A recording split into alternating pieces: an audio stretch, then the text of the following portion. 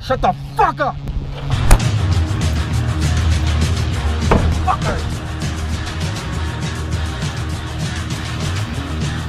Move! Damn it! Hello, hello, hello, folks at home. How are we doing? Hope you're having a fantastic day in your neck of the woods. We are out here continuing our comprehensive, consistent coverage of GTA 6, the biggest entity in all of entertainment. And, well, let's ask Siri a question. How many days until December 1st? It's 2 weeks and 2 days until then. That's not what I asked. Let's try this again. Hey, Siri, how many days until December? I didn't get that. Could you try again? How many days until December? It's 17 days until then. We are 17 days away until potentially Rockstar pulls that curtain back for GTA 6. Okay, we are potentially just 17 days away until Rockstar pulls that curtain back for GTA 6. Now, here is the reality of the situation, folks. Rockstar, and we have the data to show this, okay? They need to pull the curtain back sooner rather than later. Because what's happening is that interest is deflating, okay? If we go to the Google Trends here, you will see that it is on a downward trend, downward spiral. GTA 6, less people are typing it in than they were just 1 week ago. So that is a problem in my opinion because, quite frankly, it shows that people are... Son of a fucking bitch! Fuck shit!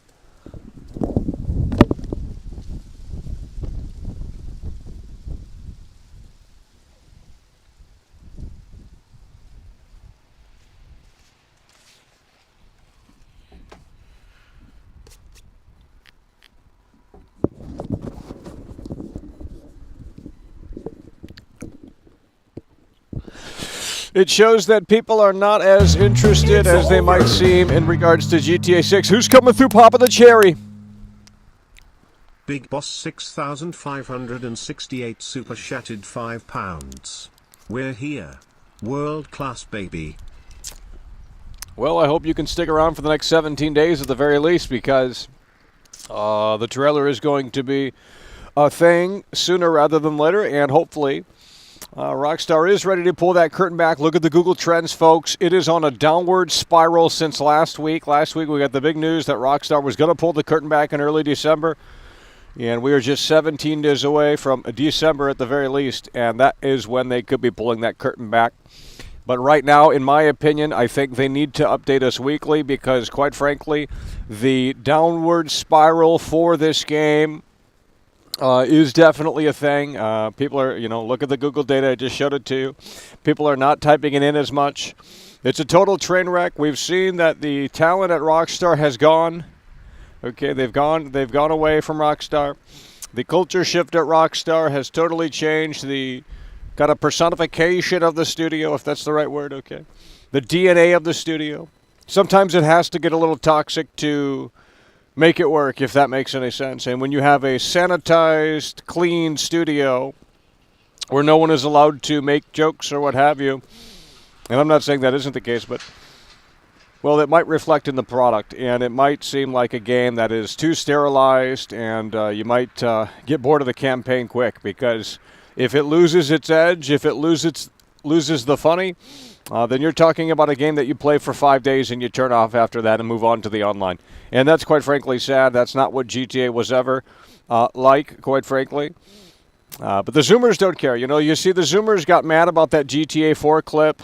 We couldn't have that conversation in here because you guys were seemingly all in favor of censorship, which is funny because, it's so two-faced in here.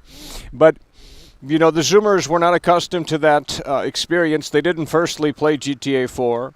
And when the Zoomers play GTA Online, they basically play these race car tracks that have these massive ramps and shit. That's what they do. Super chatted Let's get it, Kyle D coming through, baby. GTA 4 spoke for itself last night in a way that 5 tried really hard to do but couldn't match up with.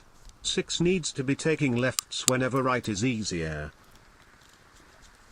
Exactly.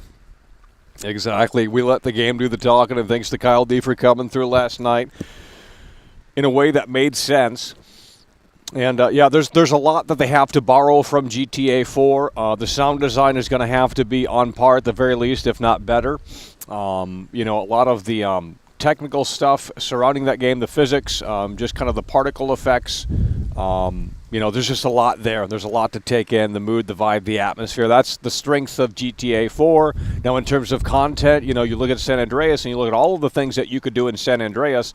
A lot of that was cut because they went in a new direction with GTA 4, more of a grounded reality-based and not silly parachute thing with fucking jetpack and, you know, all of the other goofy stuff that was in San Andreas. So they went for a different tone. That's probably why it's not really in the game. But with that said, Saints Row 2 was the answer for those that appreciated San Andreas, and that's where Volition came in, and that's where they hit their peak with Saints Row 2. They had Gary Busey come out and do a commercial and said, hey, you know, are you bored in this city over here? Well, come to you know, the Saints Row city, whatever it's called, I can't remember. And they showed a bunch of clips of people having fun within the game, doing crazy activities that you couldn't do in GTA 4 because GTA 4 was more toned down in that regard.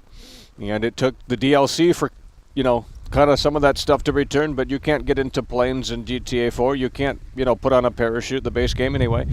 There's no tanks in GTA 4. It's so sad, it really is. So, you know, when the game came out, I think the conversation was, some people were very disappointed with GTA 4 in those regards.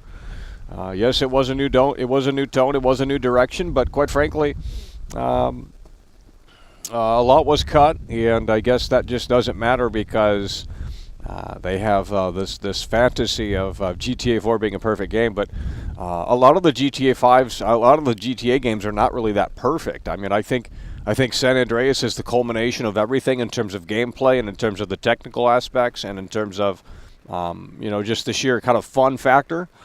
I understand the story might not be for everyone in San Andreas, kind of the gangster thing. But, you know, Vice City and 3 was the revolutionary game. Vice City was the evolutionary game. And San Andreas was the culmination of both of those games combined. And then, you know, they had a few oddity games here and there like Bully the Warriors and what have you. Manhunt. So we're just going to have to see how this turns out. It has been a very difficult week already talking about this game, and if Rockstar doesn't if they don't sprinkle anything in between now and December, it's going to be even more difficult to talk about this game because, well, the conversation is already dwindling and no one cares about this game, and it's just time to apologize to Jack Thompson because he was quite frankly right. They said video games do not need to be censored. They don't believe in censorship, and they also told me weeks ago, funny enough, that violence in video games does not have an impact on the player. Okay, that's what they literally told me. And if that were the case, then why did anyone react to that clip? Well, that's because violent video games do have... Jack Thompson was right. I mean, it's as simple as that. It's over! You should have to be over the age of 18 to buy these games because... Big Boss 6,000. Big Boss coming through, that's what we're talking about. Super chatted £5. It's running around. Squirrel, chipmunk, chipmunk, chipmunk, chipmunk, pride flag, pride flag, pride flag, older person, women's symbol, man, pride flag, pride flag, pride flag.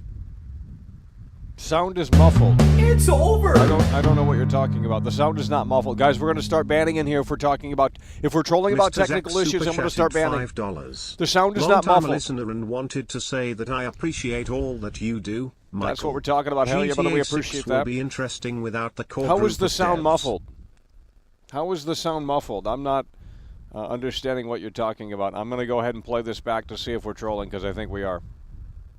Will be interesting without the core. How is the sound the sound is not muffled, okay? I don't know what you're fucking smoking, but you need to get off that grass, okay? Because it's doing some damage to your brain. The sound is not muffled, bro, okay? I don't know what you're talking about. Clean your ears out. Turn the volume up if you have to. Stop smoking pot, okay?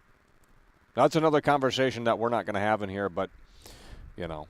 It is not healthy to inhale anything into your lungs like that. So don't sit there and say that pot is good for you. Oh, I got studies. Well, guess what? It's a gateway drug, okay? That's what it is. Just like Jack Thompson was right about video games, the DARE program was right about,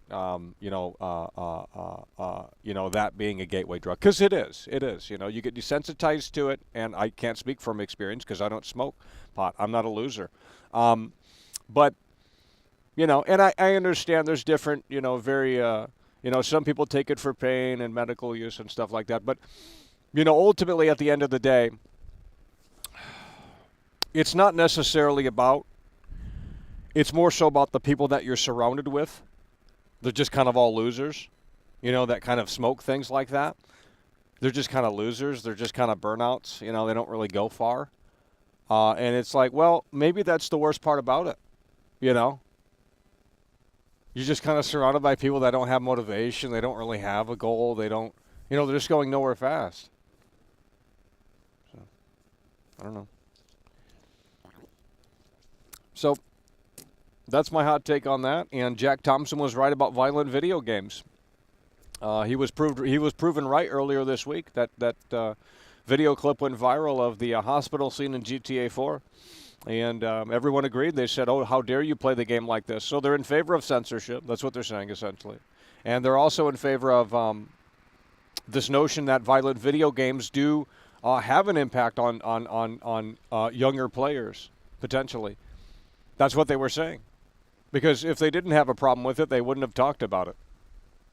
So they're in favor of Call of Duty where you roam around for hours on end and shoot everything that moves on the screen. You don't think that has an impact on the brain? It does. Okay, I don't care. You can't tell me otherwise. You can't tell me otherwise. You have this young society in sort of a trance with these terrible video games, these violent video games. Fortnite's a very violent video game. You shoot things that move in Fortnite. That's not healthy. Okay. You're not doing math puzzles in Fortnite. Why don't we take this time? Why don't we take this opportunity to build a game that actually provides something useful to society and educates the millions? You know, they should just do a fucking tournament in Fortnite, and it's like, hey, do this math test or something, or, you know, let's learn a new word today or something. I mean, something useful. Outside of shooting everything that moves on the screen, that's unhealthy. That's you shouldn't be allowed. If the game has violence in it, you should have to be 18 or older to buy the game and to play it. Simple as that.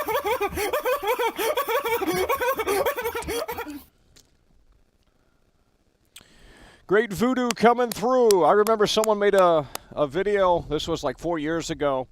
It was like a real voodoo guy. And he made a doll of me. I'm not even trolling, bro. And it was some weird fucking shit, bro.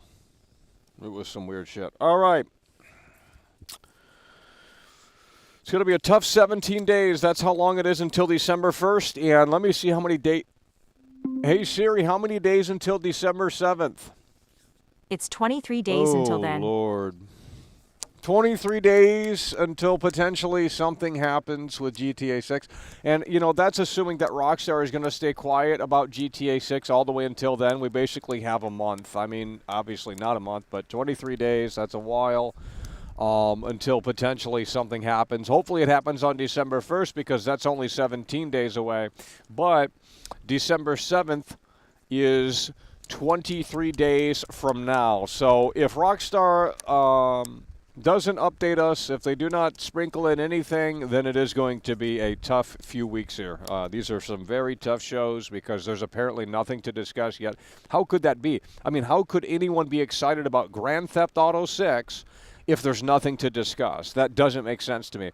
However, with that said, I have been browsing the GTA forums, and quite frankly, the conversation has kind of halted over there as well. I don't know what is going on. Now is the best time because the game is not confirmed. Nothing, you know, we don't know. It's the best time to talk about this game. When the game is unveiled and everyone knows everything about it and they figured this out and they figured that out, it's not as fun. Right now is the best time to talk about this game because we can build up this imagination of what the game could be in our head. But once the game comes out, it's going to seal that off and say, no, no, no, no, this is what it is. So it's either going to, hit your expectations or it's not going to match them. So this is the best time to discuss GTA 6. It really is. And the fact that people do not want to talk about GTA 6 right now is ridiculous. Quite frankly, it's ridiculous. You have the biggest entity in all of entertainment, regardless of quality, the biggest entity in all of entertainment, bigger than movies, bigger than music, bigger than this, bigger than that, bigger than Disney, okay? I'm serious. Look at the sales for these games. Unfucking believable. GTA 5 is one of the best-selling games of all time since the inception of video games. It's like the third or fourth, maybe second best-selling video game of all time. In fact, I'll ask Siri and see if we can get some information here.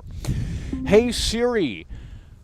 Is GTA 6 the best-selling game of all time? Here's what I found. Well, that didn't necessarily help. Now I got to go over here and click something. List of best-selling video games of all time. Yep, Grand Theft Auto 5 is the second best-selling video game of all time. That is fucking insane.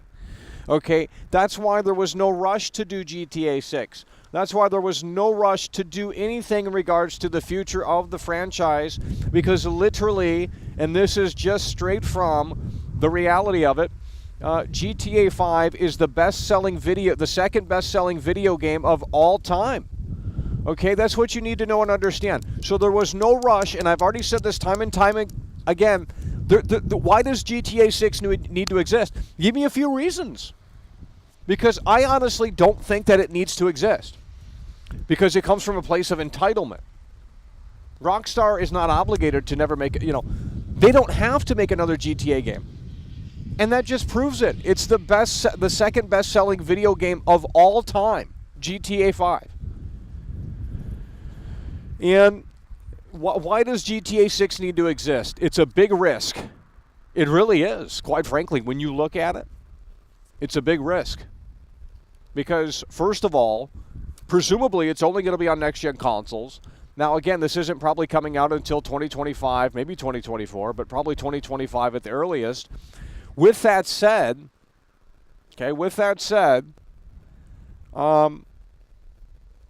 Rockstar is hoping that people that are still playing GTA Online on a multitude of consoles and platforms, they're hoping that they all transition eventually over to GTA Online 2.0 or whatever it's called. Well, that might not necessarily happen. Just because GTA 6 comes out doesn't mean that GTA 5 is totally dead. That transition is going to take years. That transition is going to take years. So let me ask you this. Why does this game need to exist? It doesn't need to exist. GTA 6 does not need to exist. GTA is bigger than ever, and that's in the span of 10 years by not putting out another game. So why does GTA 6 need to exist? In Rockstar's defense, it doesn't need to exist because there's no rush. There's no need. Now, if they looked at the data and they saw that the numbers were slightly going down, okay, if they looked at the player count of GTA Online, if they looked at the player count of this, that, and the third, and they saw that the numbers were going downhill, then ultimately maybe they put their foot down and say, okay, it's time to make GTA 6. But there is really no need to make GTA 6 because it is a risk, no matter how you look at it, because, the story might not be good. The characters might not resonate as well as Trevor and Franklin and Michael.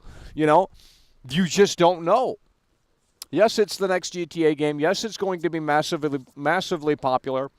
But in order for GTA 6 to topple GTA 5, that ain't going to be a possibility, literally. Like, that's technically not possible in terms of sales. It's not, because there's not as many PS5s out there than there are PS4s. PS4s have been out since 2013, 2014, whenever the damn console launched. I believe November of 2013. And I waited 24 hours for one. What a dumb fucking decision that was because it had no games. Nonetheless, it is so sad. So, quite frankly, I don't know why they're making GTA 6. It doesn't need to exist. But it will exist shortly here in just about maybe 17 days. So right now is the best time to talk about this game and discuss this game because we don't know. We just don't have confirmation on certain things. We just don't know. We just don't know how this game is ultimately going to play out. We don't know what is confirmed, what is not confirmed, what is going to be in the game, what is not going to be in the game. We've seen leaked footage from like 2020, 2021, but, surely the final product will look much different. So It is going to be interesting to say the least, I'll tell you that. I don't know what's so funny. I'm not having fun out here talking about this game because there's nothing to chew on. I've told you that last week. I said Rockstar gave us nothing to chew on. Why are you hyping this game up? And they were still hyping this game up. They were still hyping this game up to the moon and back because it's another GTA game. Cool. But they gave us nothing to chew on. Now, tomorrow will be the 1-week anniversary since they announced that the trailer was coming. And some people are hopeful that Rockstar pulls the curtain back slightly tomorrow with an update in a way that makes sense. But we shall see. Okay? I don't know what's going to happen. But I'll tell you what, if we're waiting and it's totally quiet all the way up until early December, quite frankly, I don't think that's the right move for Rockstar. I think they need to put all of that fake garbage to bed. And because there's just so much misinformation surrounding this game on what it is going to be and what it is going to offer. We just don't know. We really just don't know. Just because we saw some stuff in the leaked footage doesn't mean it's set in stone. That was from a few years ago. You know, they might have changed things kind of drastically, I mean, within reason. So, you know, nothing is 100% set in stone right now as of this recording. That's why it's the best time to talk about this game, because you can let the imagination up here run a little bit wild in terms of your expectations for GTA 6. But when the game is announced in early December, folks, when the game is announced in early December, guess what? You're no longer going to have to run that imagination because you're going to see the official look at the game. You're going to see Miami. You're going to see Jason Lucia. You're going to see all of that within the trailer. Now, are you going to see gameplay? Hell no. Are you going to see cutscenes? More than likely. But with that said, who's coming through now? Manmore 1 super chatted $5. Manmore coming through. Fuck GTA 6 plus 100% gonna fail. I mean, it looks like a Ubisoft game. Skull, I vote we march down to Rockstar HQ and demand GTA 7. GTA 7 will never exist. Because, look, this could flop. Guys, not every GTA game has been a banger. You know, I don't know what to tell you. I don't know what to tell you. I mean, you guys are just not listening. You're not understanding here, and that's so incredibly sad.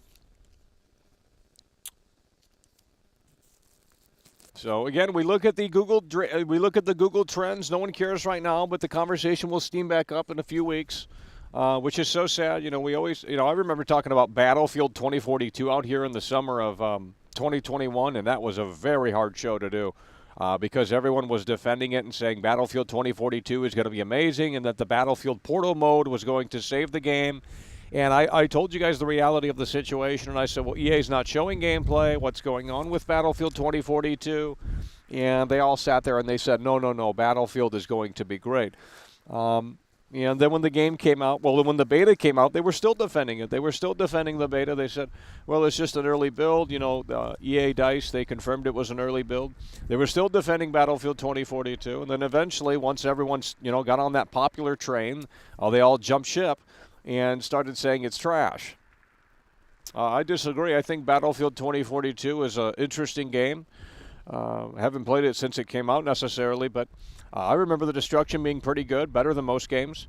And, you know, it had when I played it 128 players in a massive map. I thought it was chaos at, you know, every turn. I don't know, you know, but people wanted the same, you know, these conservatives, and I'm not talking politics. I'm just saying these, you know, these people that are afraid of change, even if it's for the better, you know, they had this idea, this notion in their head, like, this is Battlefield, you can't change it. It's over! How dare they have a direction for the future of Battlefield?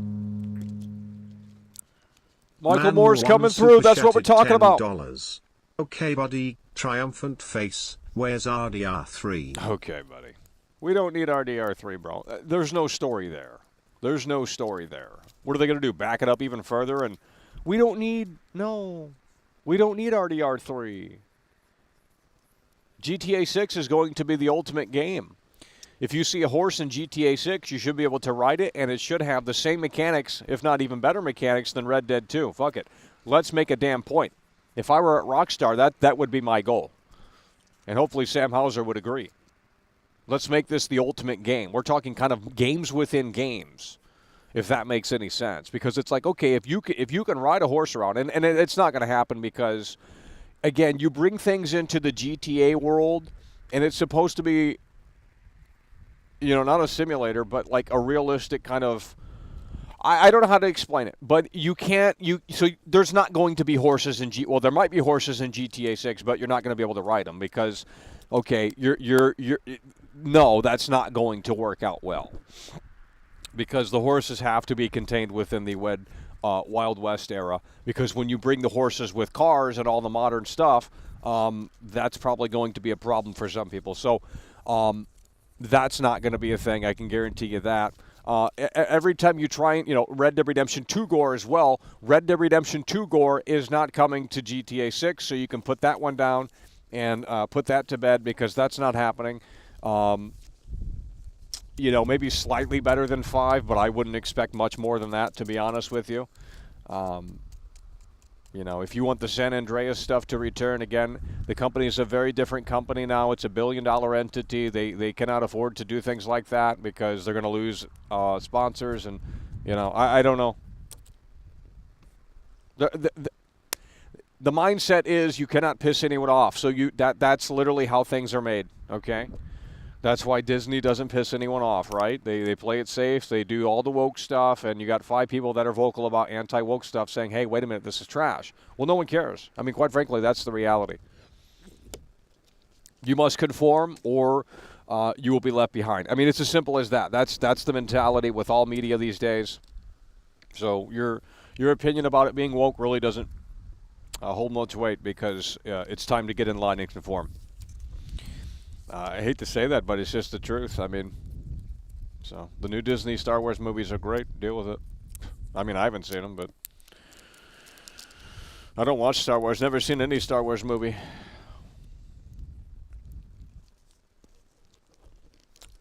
Ooh.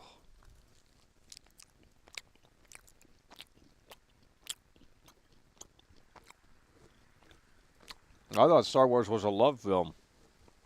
You had Mark Hamill and who's he? What actors were in Star Wars? Star Wars features Mark Hamill, Harrison Ford, Carrie Fisher, Okay, and others. no, shut the fuck up. So you have Mark Hamill and you have Carrie Fisher. I don't know their character names. And I thought Star Wars was a love story set in space. Apparently not. So what's the story here? It's over! Well, we got only one person supporting the show today. Who is it? Michael Mr. Moore Zach coming through. super chatted $5. GTA 6? Where's Smugglers Run 2 or Midnight Club? Ain't nobody buying those games. Holy fuck, Smuggler's Run. I played that on PS2. I don't think that was made by them, though, was it? Bro, that's a deep cut. It's over! That is a fucking deep cut, bro. Man No, it one wasn't. super chatted $10. Was it made by Okay, Rockstar? but here's the real question: where's Shitfield 2 like huge Star Wars DLC incoming? Huh? I don't know what you're talking about. Star Wars 2. Yeah, Smuggler's Run is not made by Rockstar. From what I'm looking at here, it was not. Never mind, it was. Okay. No, it was made by Rockstar San Diego, but they were called something different at the time. Well, that's probably before they were bought out by Rockstar or something. I don't know how it works. Angel Studio. Well, I guess it was made by Rockstar. That's a fucking deep cut. You think these Zoomers have played a State of Emergency or something like that? They haven't played that shit. It's over! Guys, the Zoomers only play online and maybe a little. They watch some clips of Red Dead 2. They don't. Big Boss 6,568 That's the audience for super GTA. chatted It's Disney. £5. GTA 6 will be the equivalent to rubbing eyeballs on a rabbit squirrel, but these Zoomers won't understand fully. They will consume they got freaked W out. class. You know, the new GTA audience, they got freaked out over the hospital scene in GTA 4, and it's like, wow. They're so used to these e-celebrities watching, these clips of Joe Rogan talking, and then they have this clip down here of, like, the fucking car going through the hula hoops in GTA Online, and it's like, that's fucking garbage. That's a disgrace to all of their work. I mean, I would have left Rockstar too. If I played online and saw all that garbage, fucking spaceships flying around and fucking, and I'm not talking about the UFO like Mount Chiliad shit. That's different. I'm talking about like the fucking DeLorean with pink smoke and the hoverboard and all this stupid, silly shit. It's like, what is this? I mean, really, what is this? It's like a digital playground just for stupidity. And hackers, too. There's only one version of this game. You know, I'm not an expert on this, but there's only like 2 versions of this game that are actually safe to play. If you're playing GTA Online on PC, that is not a safe game to play. I mean, there's hackers all throughout. I experienced it firsthand. I saw shit on the map that shouldn't be on the map, like a fucking big plane. That doesn't happen in the game. So there's only 2 versions that are actually safe to play online without hackers, and that's the PS5 version and Series X version of GTA 5. But if you're playing on PC, it's full of hackers. Or any of the older consoles. I don't even know if those are online.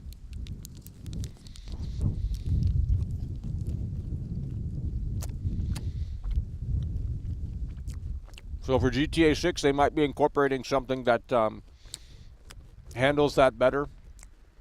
And maybe that's what's taking so long.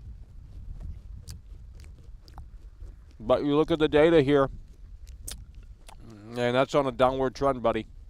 So,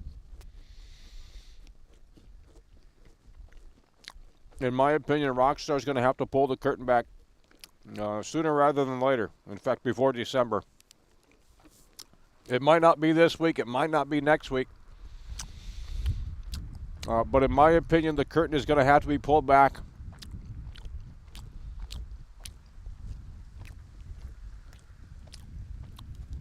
Because people just don't care about this. And it's like, well, it's the biggest entity in all of entertainment. How do you not care? It's been 10 years since the last GTA game came out. Unreal. What's that?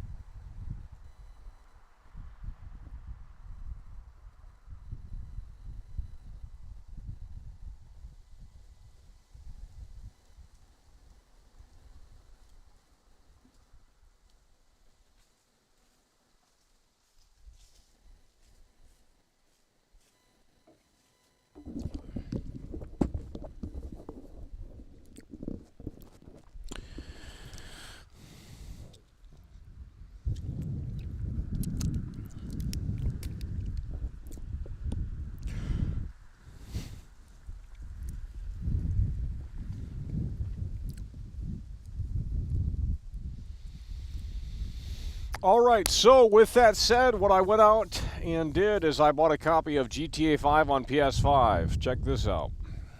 It's on sale for Black Friday.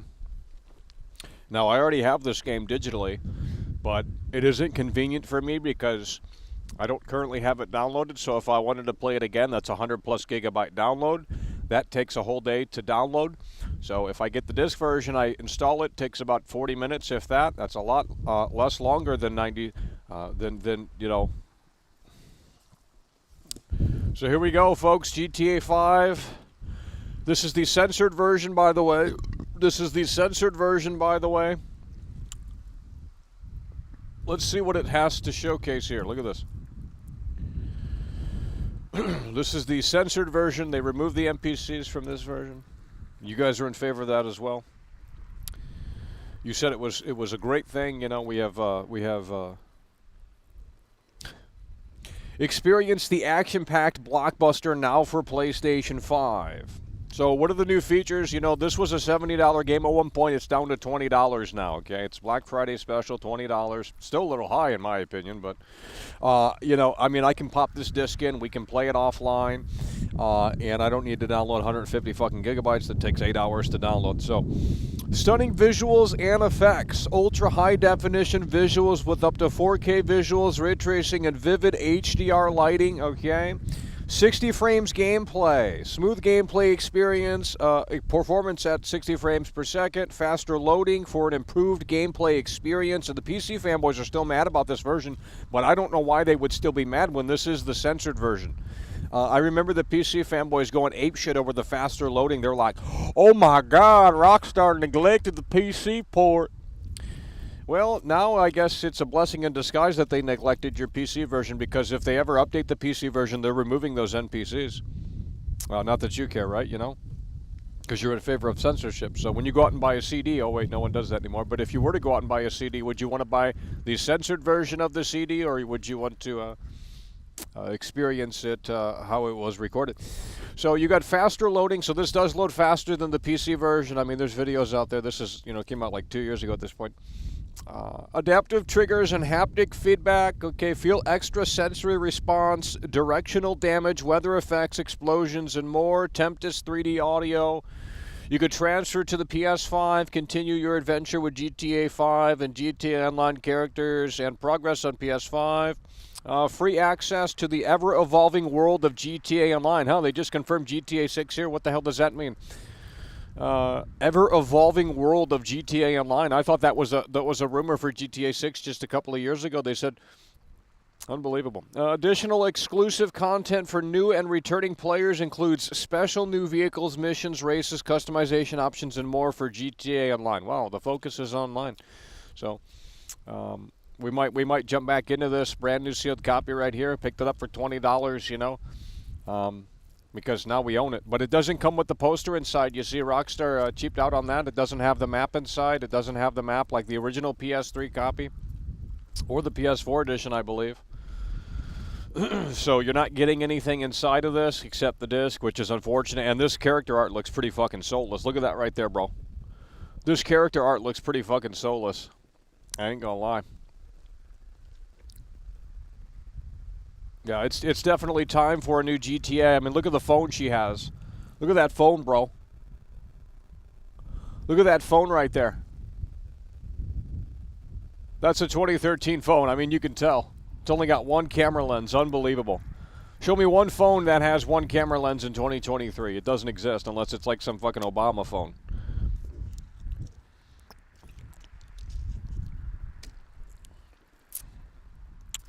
So, 95 gigabytes minimum for the disc here. We're so bored. I mean, we just have to go out and give Rockstar more support here.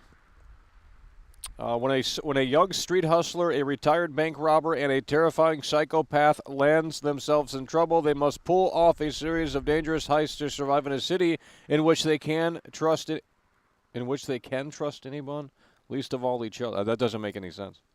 Is there a typo on this? They must pull off a series of dangerous heists to survive in a city in which they can trust no. Oh, I see. I fucking read it wrong. Okay, well, that's GTA 5, It's PS5. There ain't nothing else to play. What do you want me to tell you? Cedric Mears super chatted Black Friday 10 special. pounds. Enjoying the show, Michael. Peace. Mm-hmm. Yeah, buddy. Yeah, buddy. That's what we're talking about. Who's coming through there? Can't see the screen. Oh, straight up Sid Meier's. I don't know who that is. Sid Meier's coming through. She don't love, ain't it so sad? She don't love, ain't it so sad? She don't love, ain't it so sad? She don't love, ain't it so sad? She don't love, ain't it so sad? She don't love, ain't it so sad? She don't love, ain't it so sad? She don't love, ain't it so sad? Yeah, I mean, I wish there was more to discuss, but we can't, no one wants to argue about this at all. They don't want to debate this at all. They want to sit there and say Rockstar is the best in the world at what they do, and that's about it. I mean, they're just not convinced of anything that what I've shown in the past week or so. They just don't care. They're like, oh, Rockstar's going to hit that home run, Michael. You're so damn wrong. You don't know what you're talking about. Well, how are they going to hit the home run when the folks that worked on GTA 5 are no longer at the studio? That's the second best-selling game of all time. Hey Siri, when is GTA 6 coming out? Untitled Grand Theft Auto game was published in 2020. What? When does GTA 6 come out? Okay. What is the release date for GTA 6? Here's some information. GTA 6 release date. Sorry, I couldn't skip this. What? GTA 6 release date. Here's what I found. No, no, no, no, no, no, no, no, no, no, what the hell? GTA 6 release date. I found this on the web. Okay.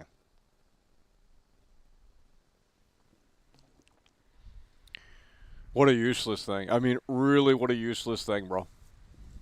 I'm getting mad. When is GTA 6 coming out by Rockstar Games? Here's what I found. Well, I need you to, like, help me. I mean, I don't... GTA 6 release date! I found this on the web.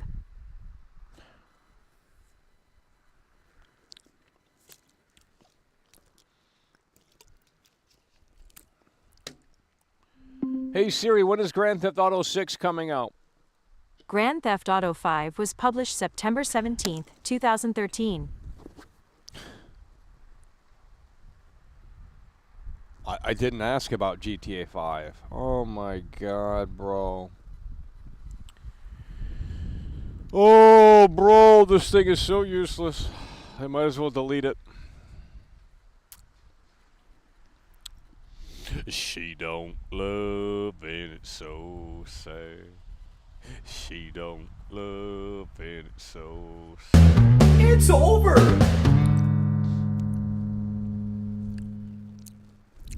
Mr. Zach super chatted $5. Nothing to play? Play some of that Metal Gear Solid collection. Hell no, I don't. Those games are weird. I ain't playing that crap. Never liked those games. They were always weird. I mean, the first one was okay. The second one was only good when you were in the tanker. Third one's junk because you don't even play as Snake. I thought you play as Snake, but you play as Big Boss. I don't know who the fuck that is. Some fucking clone or something. Like, the story's so fucking weird. Kojima's a hack. Kojima just puts weird shit on the script and then it just gets made because it's Kojima and it sells. And it's just like, none of this makes any fucking sense. It's just a total waste of time. I don't know. I mean, the only game, and you know, quite frankly, I'm glad PT didn't get made because that would have been a weird fucking Silent Hill game. I mean, it would have been so fucking out there. It would have been like, you know, the nano machines are coming down from the skies above and parachutes, and, you know, that's somehow affecting the ghost Lisa in the house or some fucking dumb bullshit like that. So, you know, quite frankly, I'm glad that game got canceled by Konami because Kojima makes some weird-ass shit that makes zero fucking sense, and now he just loves to, like, shoehorn celebrities into his games. And that's basically it. It's like one big fucking Hollywood circle jerk, like, hey, I got this celebrity in my game, play it. You know, the story doesn't make any fucking sense. The gameplay mechanics are weird as shit, but you're going to love it, right? Because the gaming outlets tell you that Kojima's a legend. And it's like, well, I mean, I guess he has a direction, I'll say that, but his games have always been fucking weird. I can't name one normal game that Kojima has made. And you're just expected to love them because I guess they're classics or something. I mean, I'm not saying Kojima's bad, but he's definitely overrated, I would argue. But you know, that's kind of the fetish of this industry, is just put out weird shit. Like, name one normal video game that came out this year. I can't name one. I literally cannot name one normal video game. Alan Wake 2? Huh.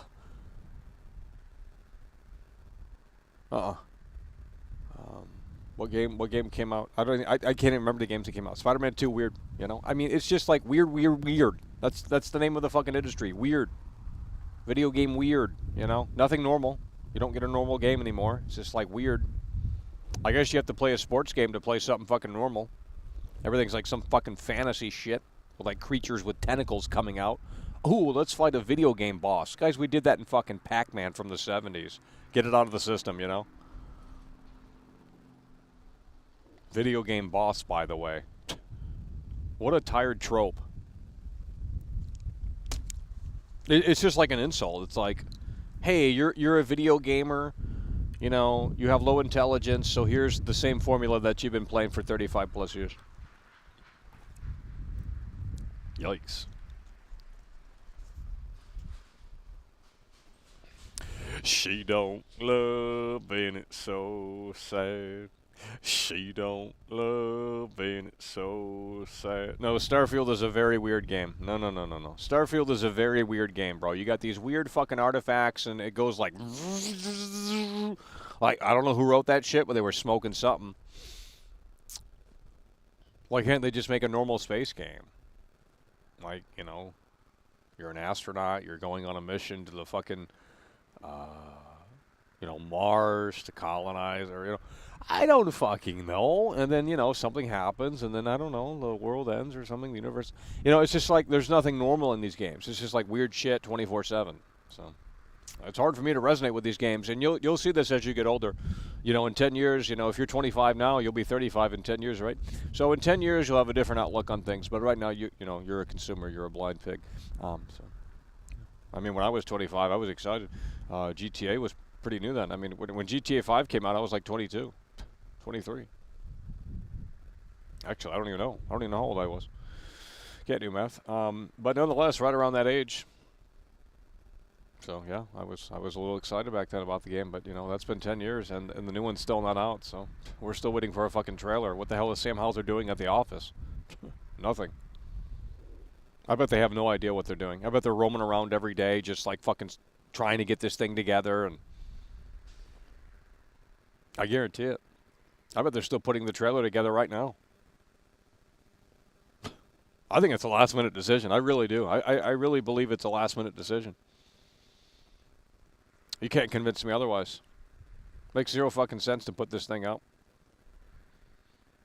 The only reason they did it was to impress the stock, the shareholders or whatever, with that meeting and stuff. That was all it was, to make themselves look really good. And they're like, oh yeah, by the way, we do have this coming. And the pressure was getting. Sam Houser just made the executive decision to say, hey, let's get this fucking out there. Let's confirm this. That's all it was. This game is they weren't ready. Clearly, I mean, it still says Happy Halloween on their website. And it's like, okay, well, you don't want to bother to, you can't bother to update the website. Well, I guess you're focused on GTA 6, right? Okay, well, it's been a week since the announcement almost, and we have no new news. We have nothing to chew on. We're supposed to be excited about this. They haven't even confirmed the fucking title of the game. And the initial vision for GTA 6 was Project Americas. So the map was going to be much bigger. The scope of the game was going to be much bigger, more playable characters. I think it would be like 4 playable characters. The map was going to be much bigger. Very different scope and size, and I think all of that got scrapped in 18 or something, and they rebooted development. I think that's the story. It could be wrong. Not saying it's set in stone, but I think that's the history of GTA 6 from what we know and some of the rumors that are out there. Now, they could be all bullshit, but nonetheless, if the game was rebooted in 2018 alongside the culture shift, this is going to be a travesty. So. And quite frankly, they've only had how many years to work on this game? You have to factor in COVID as well. So you take away 2020, that's an entire year. I'm sure there was a lot of downtime on development. So 2018, well, let's just do this math. Hey, Siri, 2018 minus 2023. It's negative 2005. Okay, I'm done using that thing. It's so fucking useless. Well, let's get the fingers out. 2018, 19, 20, 21, 22, 23. So that's 5 years. Let's take 2 years off from COVID. You're left with 3. So 3 years, 4 years of hard development time, possibly. But COVID obviously impacted, and they probably started working from home and things like that. So you're talking 4 years for a GTA 6 game. Maybe when it's all said and done, 5 or 6, depending on when it comes out. But, yeah. People actually think they took 10 years to make this game. And it's like, well, there was various stages, and I'm sure they re-scrapped it and started all over multiple times. But from what we've heard, 2018 is the time that they rebooted this game. and started over. So it was called Project Americas. That was the title, the code name, I believe. And it was a much bigger game in terms of scope and scale, and it had 4 playable characters and went down to 2, and it went down to just kind of Miami and the surrounding areas, I suppose. I mean, obviously we don't know right now, but that's what we've gathered from the leaked gameplay footage from last year. So, yeah. But I mean that's a blessing in disguise, because we don't need a massive map. I mean, look at GTA 5's map. There's nothing to do in that map. I mean, you know, it's a problem with 4. San Andreas had things to do. It's like, you know, I mean, man, I just don't understand. Look, I like 4. We had a great time playing it last night. Love the audio, the sound design. Love the mood, the vibe, the atmosphere, the tone of the game, the physics, kind of all of that stuff. Really fantastic. It's really first class. But the amount of content that just is not in the game, like, for example, if I get into a taxi in GTA 4, I can't do taxi missions. Oh, that doesn't serve the story. Well, I didn't want to play a story game. I wanted to play an open-world sandbox game, and that's what San Andreas kind of does a better job at balancing. It's like, oh, they have a narrative, but they also have this over here where you can just fuck around in. And, you know, it's emphasizing fun. It's putting, you know, empowerment, and it's empowering the player. When you roam around the open world, there's little dumb shit. There's stupid, silly things to do in the game. Cool, you know. They weren't so serious. It got so serious, and it's like, well, yeah, it's a unique GTA game, and then 5 comes along. 5 comes along, and it really still doesn't hit that San Andreas mark. You know, you can't get fat in this game. I mean, maybe you can. I don't remember. I haven't played this campaign all the way through until since 2013, because it was so terrible. I started skipping missions and everything because it was just trash. It was boring. I mean, you just go to the same point over and over and over again, shoot things that move on the screen. I mean, San Andreas, we were doing like fucking crazy missions. I don't even know what we were doing in San Andreas. It just felt like more variety in that game. So, hey, how you doing? You got GTA 6? Hey, how you doing? When did they go back to the old logo? GTA and GTA Online. When did they go back to the old logo? Man, this is so fucking soulless. And why is Franklin in the front? Why is Franklin in the front? Why is Franklin in the front? Michael was the first person we see in the GTA. I mean, yeah, you play as Franklin first, but in the GTA 5 trailer, the first one, Michael's at the forefront. Why is Franklin at the front of the group? That don't make sense. And they're not even wearing. That's not even Franklin's original attire, is it? That's not even Franklin's original attire. What the fuck's going on with this? Why did they put a jacket on Franklin? That's not what he wears when you first play as him. I don't believe. Huh. Well. Whatever, dude. That's not what a street hustler wears.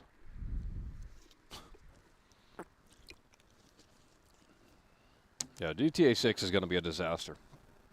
I'm not even trolling. Yeah, everyone's going to be impressed by the graphics. I will as well. We're going to get it. We're going to get into the honeymoon phase. Don't get me wrong, but again, if we come out of that trailer and they don't have a release window, then there's no point of it existing.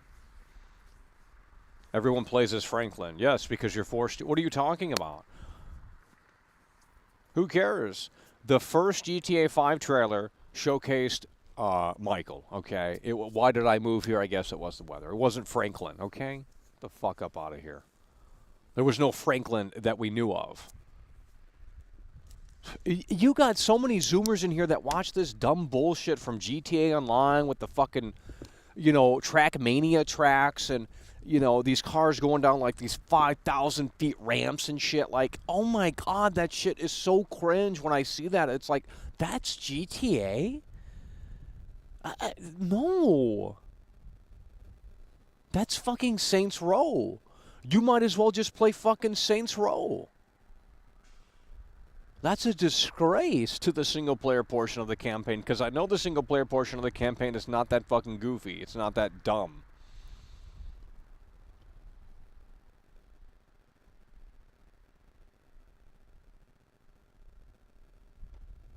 Well, I thought Michael was the main character. Maybe Franklin is the most played as character. I don't know. I'm sure they have the data, but he is at the front of the group there, and I don't remember him being the lead of the. I think. Well, I guess you do make that decision at the end of the game. You do make that decision at the end of the game as Franklin. So yeah, you do play as Franklin last. It is I guess it is Franklin's story. I don't know why they chose Michael as the trailer then.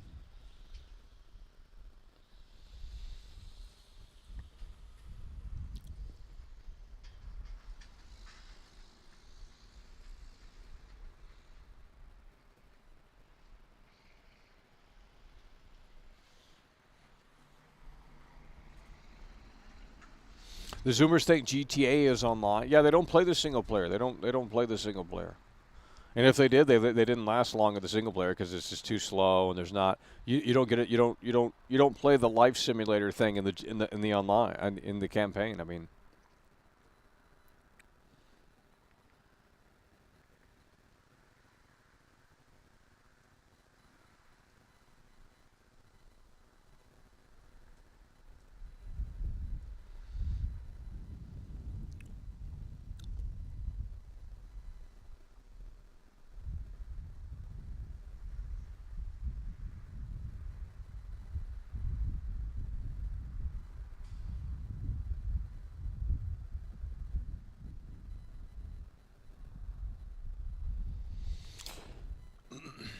Well, I only played it once because it was so boring. I'm not kidding. The GTA 5 story sucks. Like, it's got good acting, but that's about it. Like, these missions are trash, and eventually it becomes the same mission every mission. Like, it's literally just a rinse and repeat after a long time. Like, at the beginning, you'd start you off slow and start doing different missions at the beginning, but after a while, it's just the same old missions over and over and over again. Cut and paste. It's just like, shoot this, shoot that. And then you sit there and say, well, I really wonder what Jack Thompson would think about the online, because that's a totally different beast than the single-player campaigns back in the day. I mean, I would argue it's even worse now than ever. We need Jack Thompson back. He was based. And the players of today confirmed he was right. They solidified his perspective and viewpoints. They said that the hospital scene in GTA 4 was too violent. I thought violent video games did not have an impact. So playing Mortal Kombat and seeing the violence, the gratuitous violence in that. I mean, sure, it's a fantasy game, but They held their guard for years, and they said that doesn't have an impact on the youth. It doesn't, just because you play a violent video game doesn't mean you're a maniac. Well, now they're saying essentially the opposite of what they stood for so many of these years, and they're saying that no, you can't play GTA 4 like that. You are a maniac, and this violent scene in GTA 4, no one played it like this. You're a loser. You're this. You're that. So now they want the game censored essentially. It is censored in GTA 5. They censored all of that stuff. You can't go into interiors, and you lose a lot of the gameplay mechanics. I'll show you that tonight if we play it. I mean, you already know, but I didn't think about it until I thought about it, and I thought, well, wait a minute, you can't do that in GTA 5. So they did remove that. So I guess it must have been a talking point at the studio. Because they did remove the ability to equip anything when you're in interiors unless you have stars on you. I don't see that as being a positive thing, but whatever, Just again, these games become more and more of a linear experience. I mean, Red Dead 2 is really bad at that. Red Dead 2 is the same. You go into interiors, you can't really, you get one option, and it's just. There's nothing you can do in the interiors. Like it just turns into a different game. So what happened?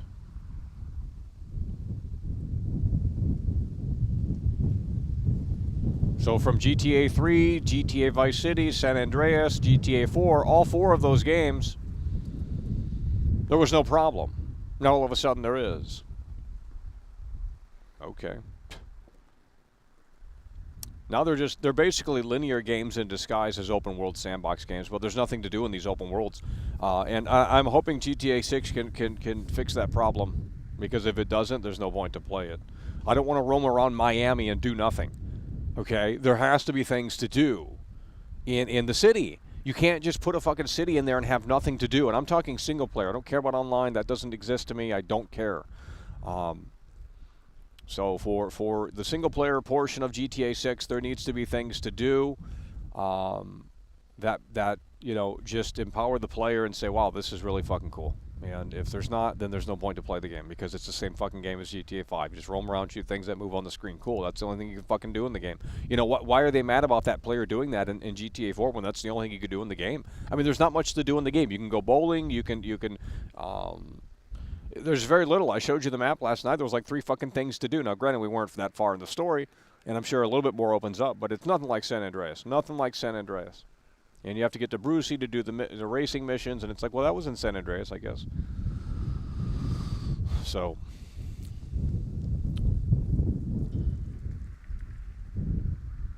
but 5 has the same problem too. There's nothing to do in 5. I was blown away that you could ride the roller coaster in 5. I really thought that they were not going to have you do that, because I remember watching the trailers and all the hype surrounding it, and I thought, well, they have the Santa Monica Pier, and it's like they have the roller coaster in the game. Can we ride it? Oh, it turns out we can. But it's half-assed. It's like this one camera angle thing. In Bully you can do multiple camera angles. Like everything has been downgraded. Like all of the Rockstar games have just gone backwards, and everyone eats it up. Like literally, Bully is a more sophisticated game than GTA 4. I'm not even trolling. Literally, Bully is a more sophisticated game. There's more things to do in the city of Bully. Whatever that's even called, Bulworth Academy. There's just much more. There's a conversation system. I mean, what the fuck? How could a PS2 game be more advanced than GTA 4? That doesn't even make fucking sense. Hell, in GTA 4, you can't even talk to people. Well, in San Andreas, you can. You can press a button, and I think CJ says something. So we're talking downgrade after downgrade after downgrade. Well, it's time to get this fucking franchise back on the map, and in a big way. It's time to incorporate the biggest, most comprehensive GTA experience to date. If they can't do that, then I'm not interested. So it's as simple as that. I mean, in Watch Dogs 2, they didn't. You can roam around in Watch Dogs 2 and do whatever you want. That wasn't a problem, right? Oh, that's Watch Dogs, right? It's not popular. We don't care. But GTA can't do it? Watch Dogs 2 came out after GTA 5. So it wasn't a problem for Ubisoft.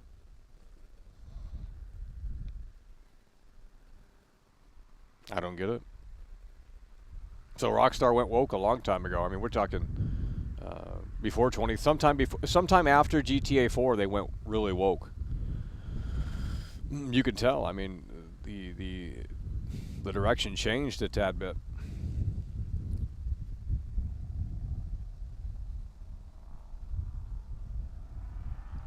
I mean, the cars don't even line up at the gas station in GTA 4. They do, implying that there was going to be a mechanic for gas. And they took that out in 5. The cars don't even line up at the gas station. It's like we're just going backwards with every release. We're going backwards. Now this has to be the opposite. This has to be the total opposite. I want more features. I want the most comprehensive GTA game to date. I want it to put all the other games to fucking. I want GTA 6 to make all the other games look like Atari games. That's what I'm looking for. And there might be a slight possibility if guys, if you watch the alpha gameplay, pre-alpha gameplay rather,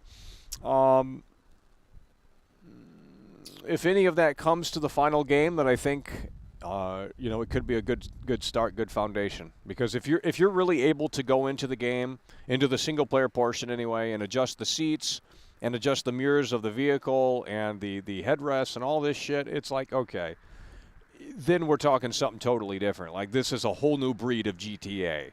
If that's the level of complexity that the game is going to offer, that's a game you're never going to put down then. I mean, if really that's and the new water physics they were talking about, guys, that's not going to be in the game. You believe these dumbass videos that just spread lies? No. None of that's going to be in the game. They say, Rockstar has the Rage Engine 9. Rockstar has, Red Dead Redemption 2 was on the Rage Engine 8. GTA 6 is on Rage Engine 9, and it's going to have It's this over. ultra-realistic water tech. No, I'll believe it when I see it. Maybe they'll see that. Maybe we'll see that in the trailer. CEO of Chairbugs super chatted $5. Maybe we'll see that in the trailer. GTA 6 needs same car physics and damage as GTA 4 or I'm not buying. There needs to be Well, more it ain't gonna destruction and happen. activities in the map as well.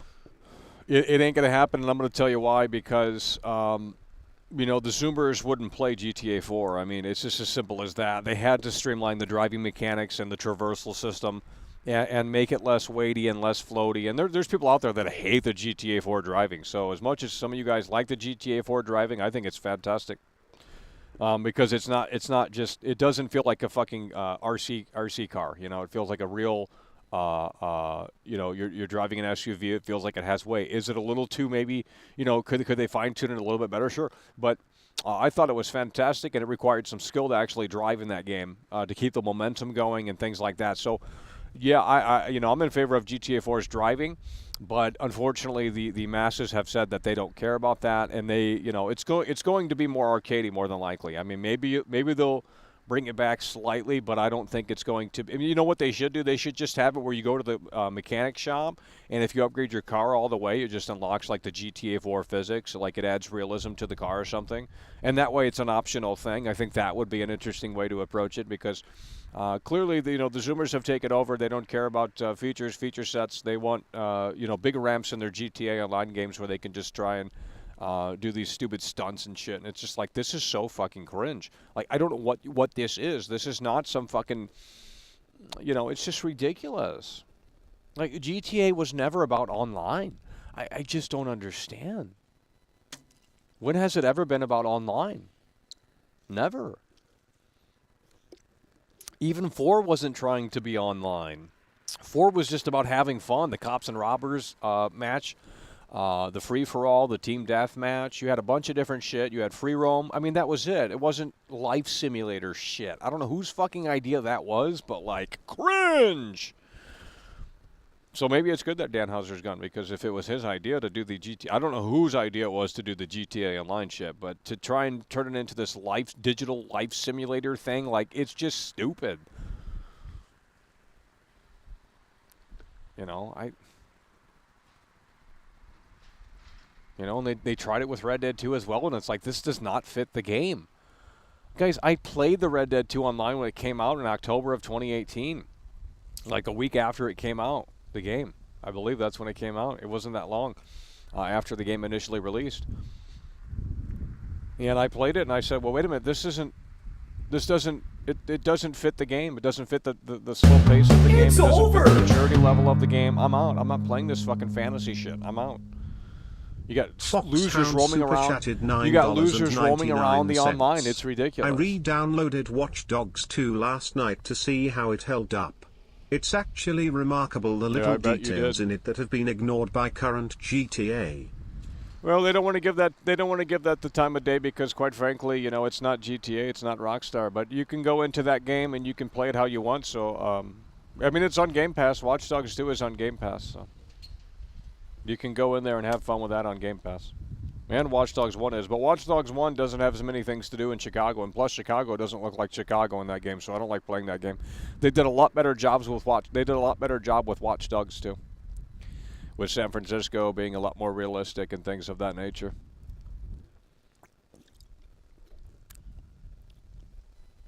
So we got 17 days until December 1st. It's going to be a hell of a fucking ride, and it's very bumpy right now. I'm going to tell you that. Every day doing this show, discussing this with nothing to chew on and no one else reflecting back conversation, it is very difficult. It is very hard to do these shows because I got to come out here and I got to be 100 miles a fucking minute with me talking 24/7 constantly about what I think and what I feel and what I hope for GTA 6. So, and that's not, look, Rockstar needs to pull the curtain back a little bit here in the coming weeks, because if they think that this is going to just I don't think the trailer is going to be that popular. I really don't. I mean, some people are having crazy expectations, and they're saying 100 million views, and no. It ain't hitting that. I think at most it'll do 50 million views.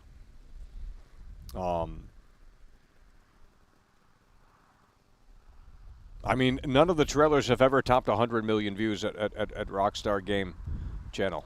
So the GTA 5 trailer doesn't even have 100 million views. No, I get it. Those trailers are old. You know, the franchise has evolved. The GTA 4 trailers don't even have 10 million views, or like 5 million. I mean, that's still a lot. Don't get me wrong, but I think people are, like, the general public probably doesn't know that GTA 6 is coming. And I think you have to pull the curtain back to reiterate, yes, it's coming, yes, it's coming, yes, it's coming. So how do you do that? Well, you start a fucking countdown. Where the hell is Sam Houser? Let's get him on the line. This is ridiculous. You're just sitting out here for weeks. Oh, we have GTA 6 coming, by the way. Yeah, they're not fucking ready. They got Happy Halloween on their website. And you have faith in this fucking company? Well, it's not the same company. They've all gone woke. You know, they got mad at the fucking game designer for Red Dead 2 because he was bullying people in the office, apparently. Like, get the fuck up out of here with that fucking shit. You know what I mean? It's just like cringe. Oh, boo-hoo, your feelings got hurt because he probably fucking, you know, gave you some constructive criticism and you couldn't handle it and you interpreted it as bullying. Get the fuck up out of here. I mean, just get the fuck up out of here with that shit. So you think this game's going to be great because, you know, all the key talent's gone. Well, you're a loser. I don't know what to tell you. Who's going to pull it off? Phil Hooker? He's the only fucking guy left. Phil Hooker, Rob Nelson, Sam Houser. Guys, I've gone through these credits here, and it's a shame. It's a total disaster. You have Ruppert. So you have the B team making GTA 6 is essentially what's happening. But these stupid idiots will say, oh, Dan Houser worked on this game. How do you know? Have you played this fucking game? No, you haven't. The fuck up out of here. Dan Houser left the damn studio. Why would he leave the studio if he had his work left intact? Get out of here. I mean, these people make no fucking sense. They make no fucking sense. He wouldn't just leave the studio if his work was still intact. That wouldn't make any sense. Would that really make sense? If it says written by Dan Houser, then I'll be blown away. Because it ain't happening. It ain't happening.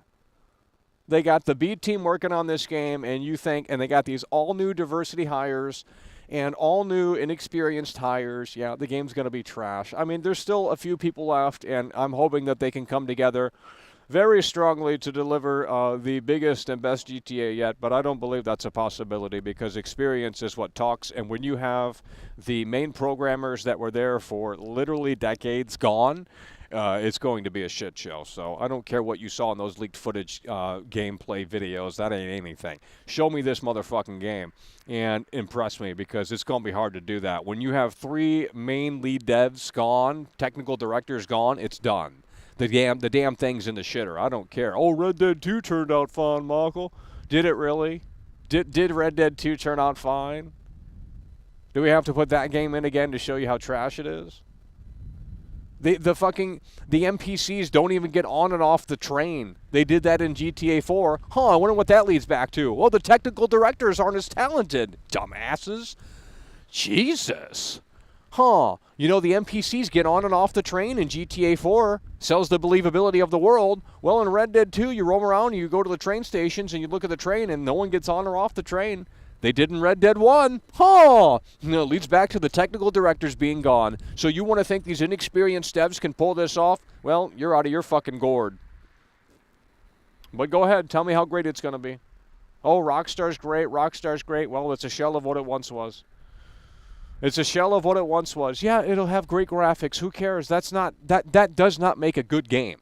Okay, it does it. That's a part of the equation, but it's not what makes it a good game. I need great, compelling features. I need great, compelling things that ultimately make it work. Okay, if there's nothing to do in Miami and it's got a dumb storyline about like, oh, Lucia's pregnant and Jason has to go to this, like, you know, it's just stupid.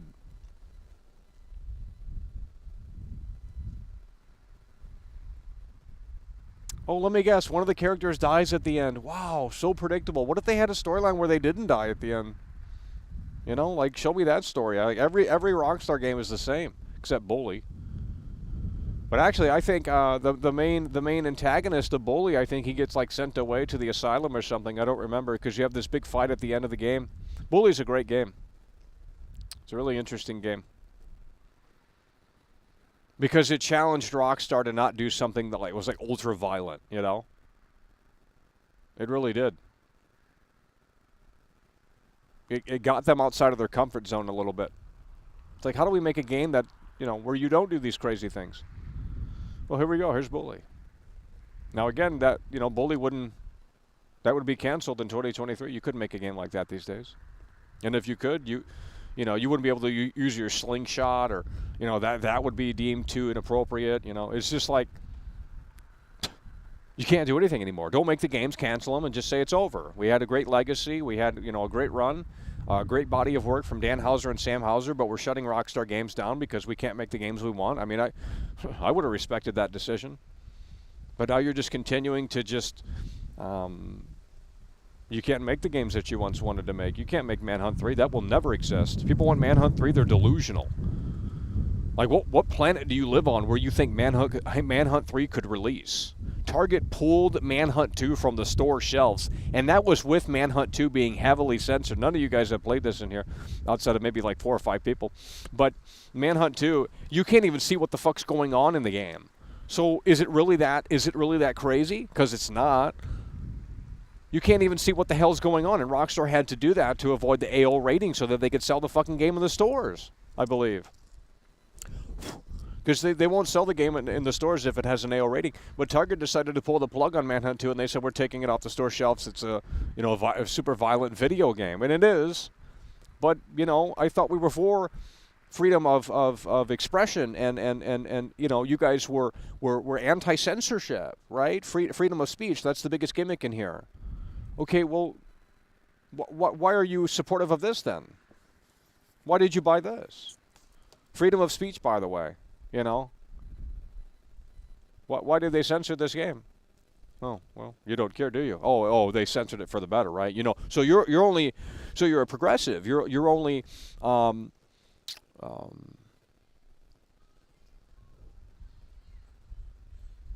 Hey Siri, define progressive.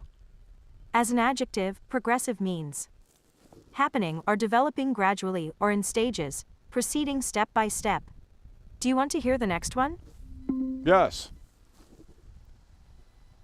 Yes! As an adjective, it means of a group, person, or idea, favoring or implementing social reform or new, liberal ideas. Want to hear the next one? Yes. Yes! As an adjective, it means denoting an aspect or tense of a verb that expresses an action in progress, e.g., am writing, was writing. All right, let's shut this off. One more? No, I didn't understand anything what was said. Here's so. what I No, found. no, shut the fuck up. So yeah.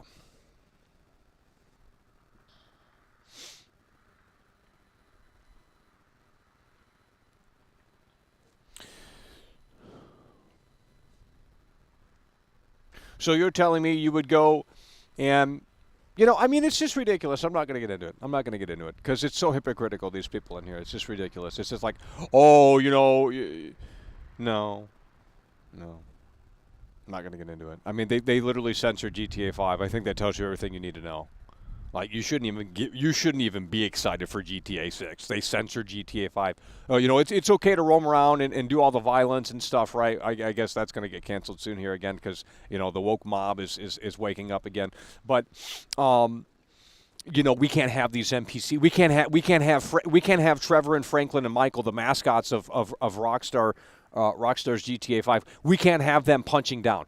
We can't have them making fun of the characters in GTA 5, the NPCs, because they wait in line. The NPCs wait in line, and you can it's all removed.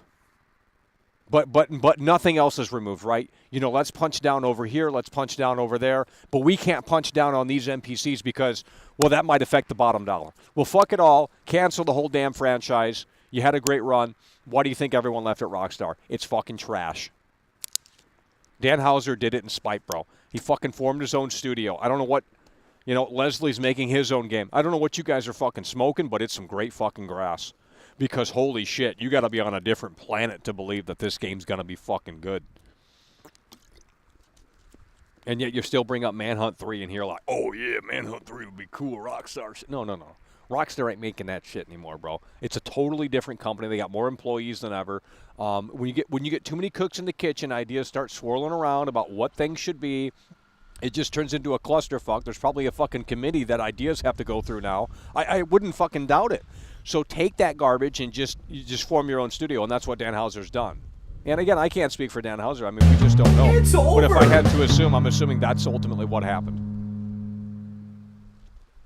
Scoop away super shattered $5. The woke devs are making trash.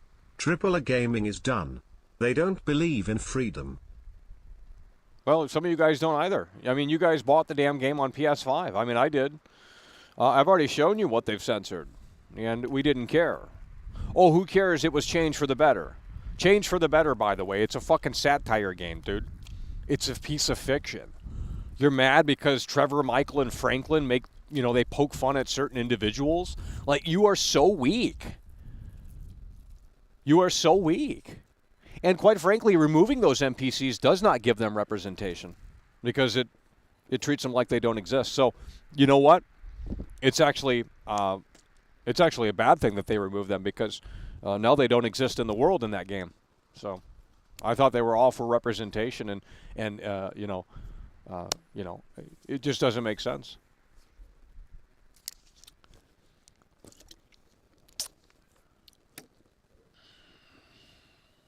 So that's your GTA.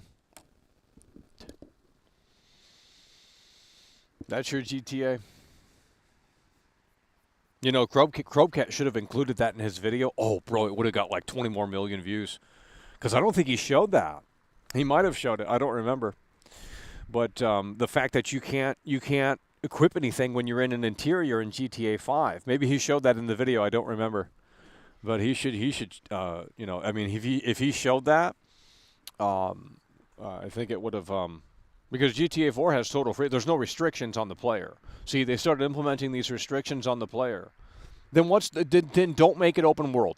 We're just talking linear, Manhunt linear style. Just make that game. I mean, not Manhunt, but I'm saying linear in that sense. Just make a linear game. There's no reason to make an open world game because if you can't take the shackles off the player and you're afraid of them doing things within the open world, then you do not make an open world game. Just buy Watch Dogs 2. Why Watch Dogs 1? You can do whatever you want in those games. So I don't know what to tell you. Hell, even Legion.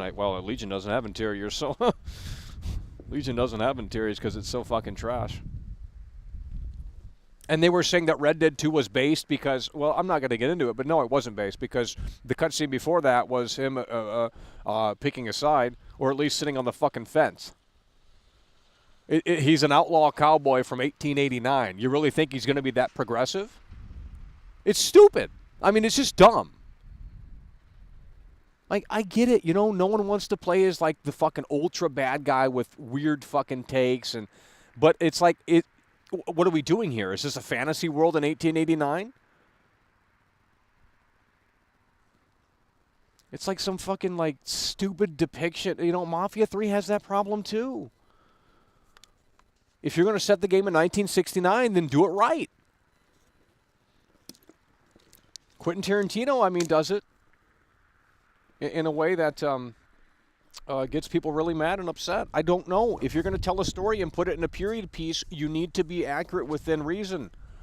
You can't just sugarcoat it and say, well, it's ridiculous. It's unbelievable. But they don't care. You see, they don't care. These gamers of today, they don't care. They just want to sit around and consume. They want to see the pixels on their screen, and if it looks great on their OLED television. By the way, if you have an OLED television, bro, it is fantastic. You need to upgrade. I ain't gonna lie. Because, if you're playing a horror game or something like that, I don't know how to describe it, but it's just like,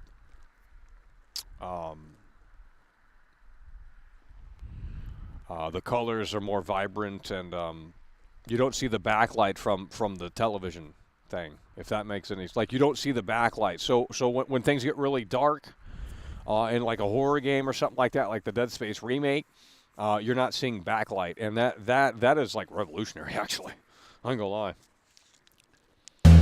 It's over.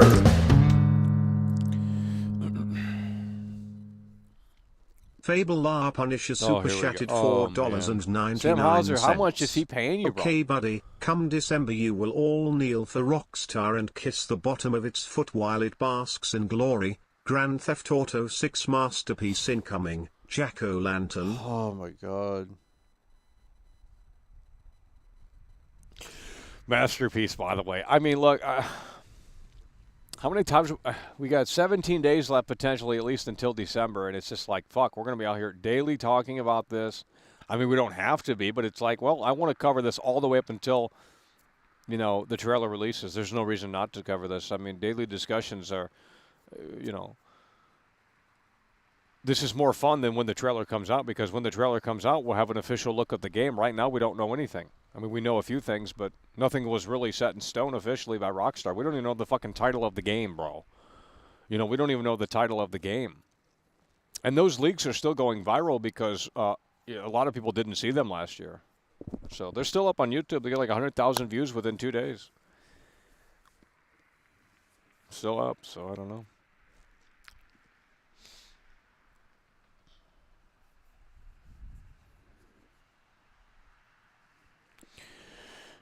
Yeah, and Red Dead 2, I mean, it continues the tradition of not empowering the player.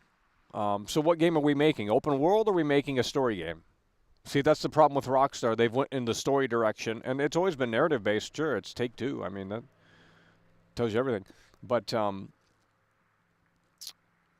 old games empowered the player. You could do whatever you wanted to do. Okay. How is it a problem for GTA 5 to censor the player, essentially, censor NPCs in the game, but Watch Dogs 2, you can roam around, do whatever the fuck you want?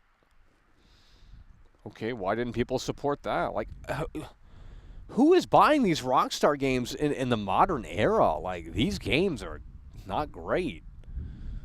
Like, the last one that was somewhat, was GTA 4. GTA 5 is not great. It's boring. It's got a weird art style. I hate the art style of GTA 5. Everything about it just kind of sucks. That's why I only beat it one time. I beat the campaign one time, and I thought, well, I'm done with that.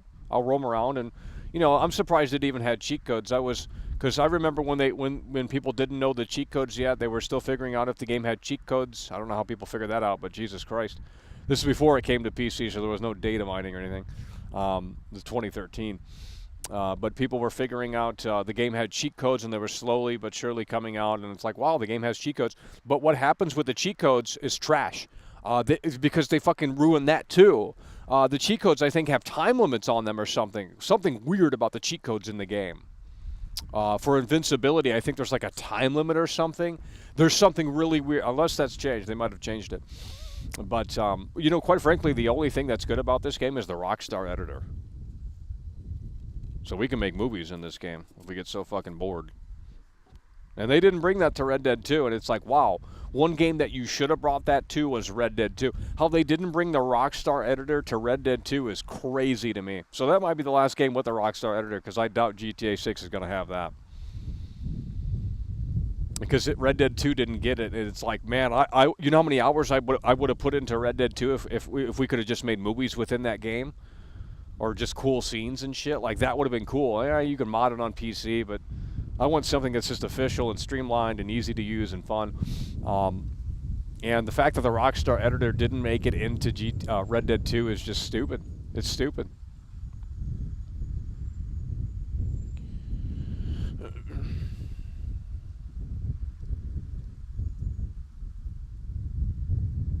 Yeah, you have director's mode, you have the Rockstar editor. None of that's in Red Dead 2. And I honestly thought they were going to update it slightly with Red Dead 2 this year, 5-year anniversary. We got nothing. I mean, they literally neglected that game. Now, granted, I said, look, that's a positive thing only if they have all hands on deck on GTA 6, which at this point they should.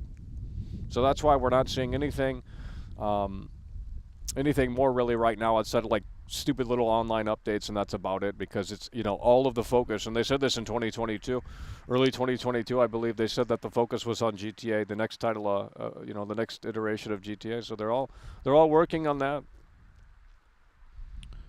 But I don't know how. No, it's not going to be another Cyberpunk. It's going to be, no, they're not going to release a game that's buggy or broken.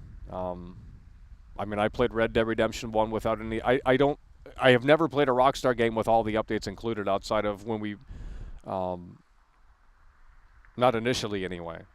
So, because back in the day, updates weren't 40 gigs. You maybe had like a 500 megabyte update on Xbox 360, maybe a gigabyte at most, but that's it. I mean, it wasn't anything like it was today. Maybe 4 gigs max. Nothing like it is today. Gamers don't remember that. But it's like, even in the 360 era, yeah, they could send out updates, but it wasn't like fucking massive shit like it is today, because there was technical limitations. Now it's like, here's a 100 gig update, here's a 150 gig update, we're going to just rewrite the whole fucking game, and it's like, well, cringe.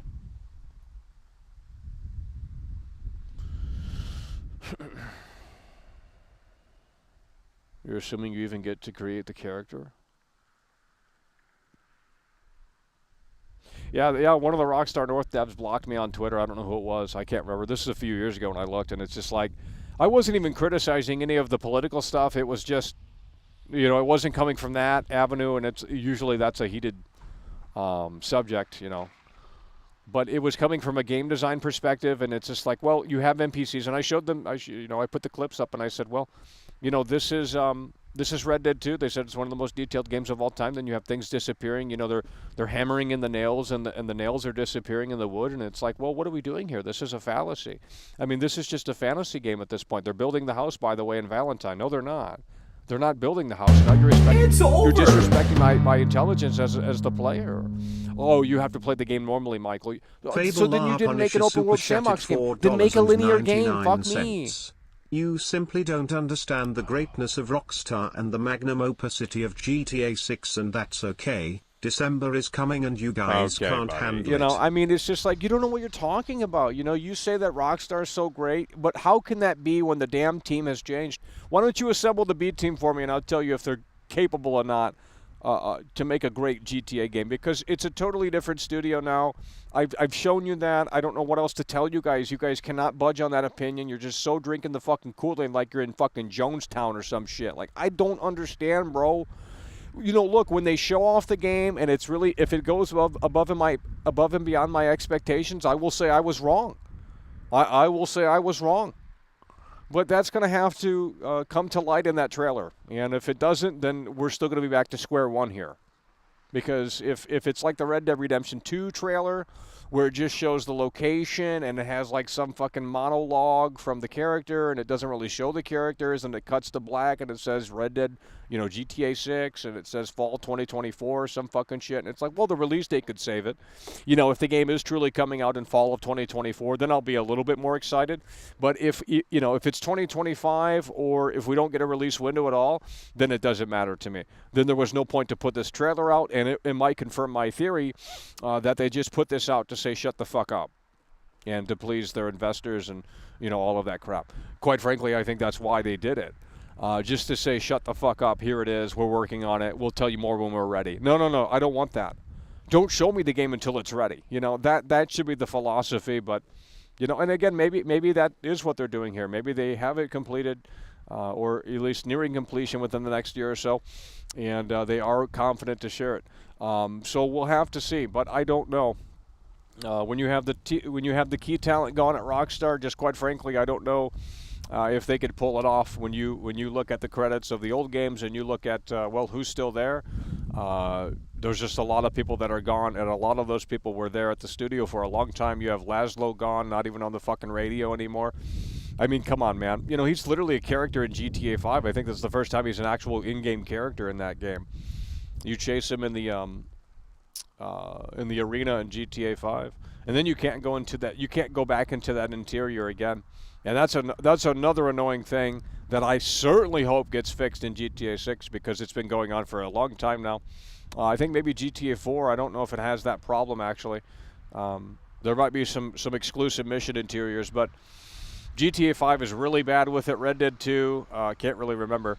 Because I started skipping missions in that game, bro. It's just like, well, I'll tell you what really jumped the shark for me in Red Dead 2.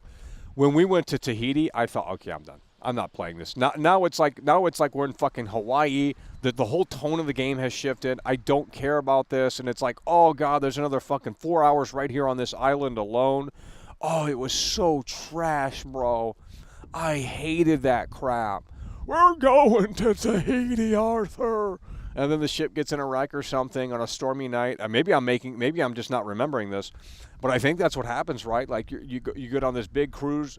I don't even know what it is, but it's this big fucking ship, this big boat rather, and like on the way to Tahiti, like one of the guys is driving the boat or something, and then like some big fucking thunderstorm happens, and then like lightning strikes the boat and it fucking sinks or something, and then you end up on the shore of the fucking Tahiti or something. It's a fucking dumbass game, just trash.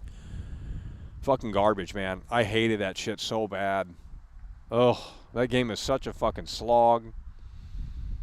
What I also hate too is the way the guns sound. I hate the way the guns, and maybe that's accurate. I don't know, obviously, but they just sound like trash. One thing I can say about GTA 6 from the leaked footage is that the gun sounds actually sound really fucking good. So they finally made that good. I don't know how hard is it to do that. Like it literally cannot be that hard. Like in San Andreas, the guns sound like absolute garbage. They sound like BB guns, and it's just like, yikes, this is cringe. Now, granted, it's a PS2 game, but at GTA 4 it's okay, but GTA 5 can't remember. That's nothing impactful. But GTA 6, the sound design really, for what we've seen and what we've heard, a lot better. But in Red Dead 2, the revolver sound, I hate that. The shotgun sound, I hate that. There's just something off about it. I don't know how to describe it. Now, the other sounds are okay. But the way the weapons sound, I don't know. They just don't sound great. They got this weird sound effect shit going on. Guys, I've always been critical of Red Dead. It's not something new. Okay. I guess you guys just didn't know that, but I've always been critical of Red Dead since 2018. I have like 4 videos on this channel from 2018 talking about Red Dead 2. And showing you things that I have problems with, but no one else cared. They said it was amazing, so whatever.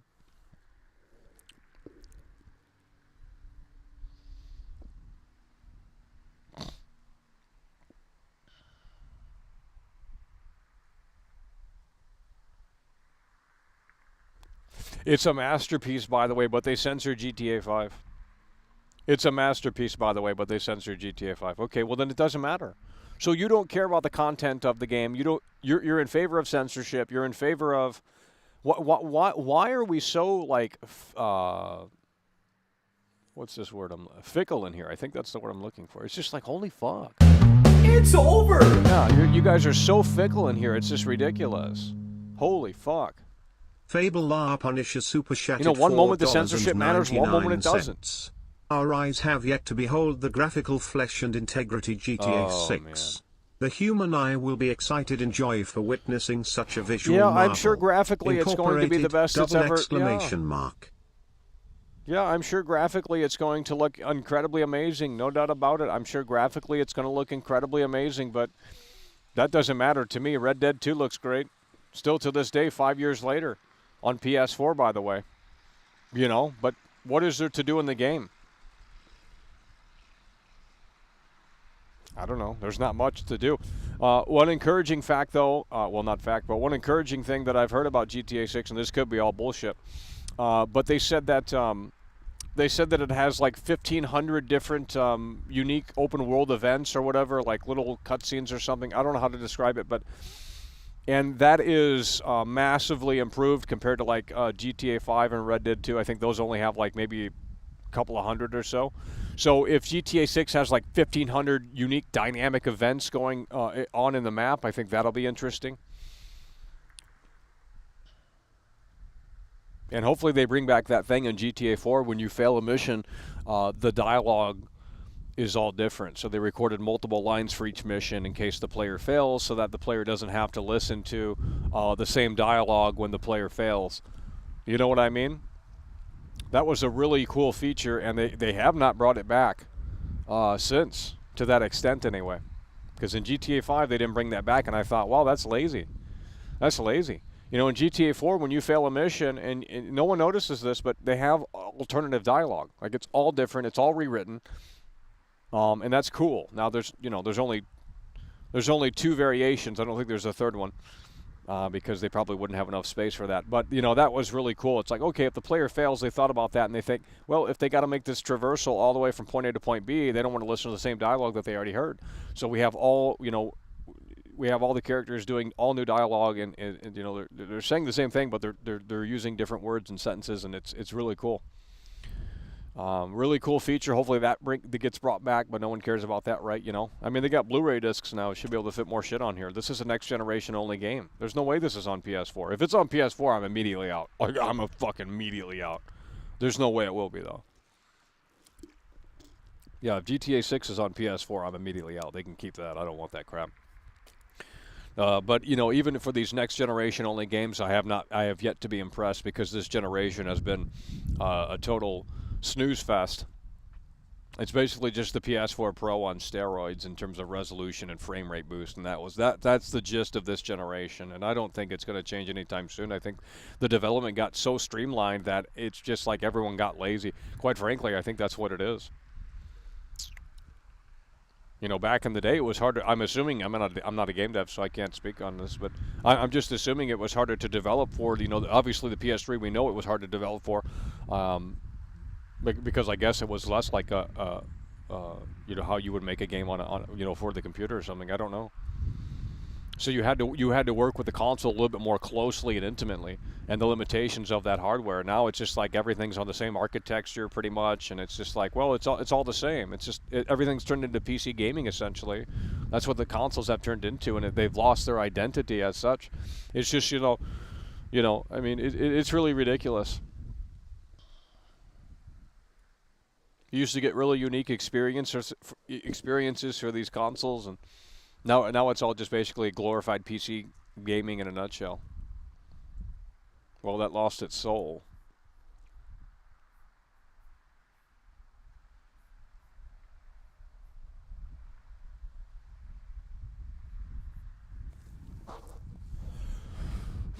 Well, this says it has ray tracing, but I don't even know if that's true, to be honest. I think that came with an update, so I don't know what the fuck this is smoking.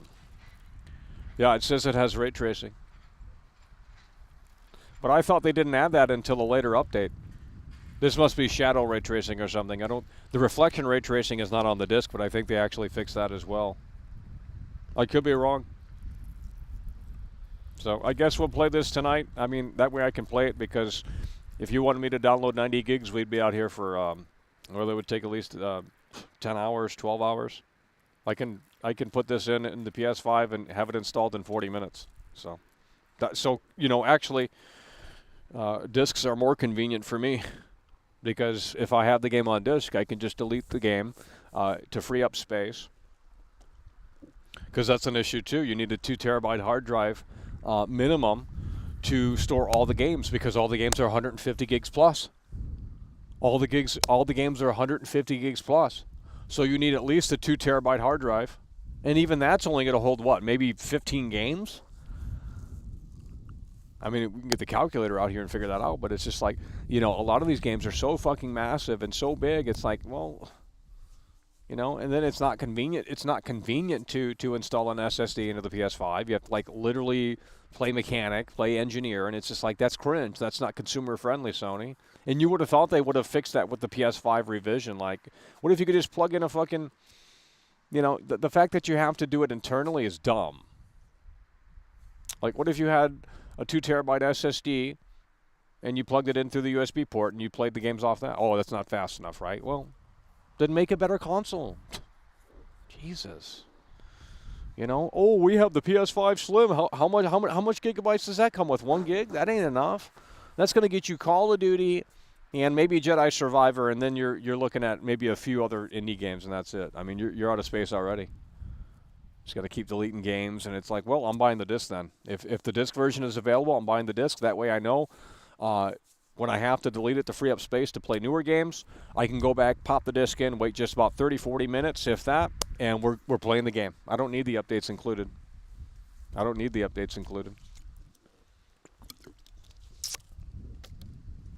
Now, you guys have Google Fiber and shit. Yeah, you can download, those games quick.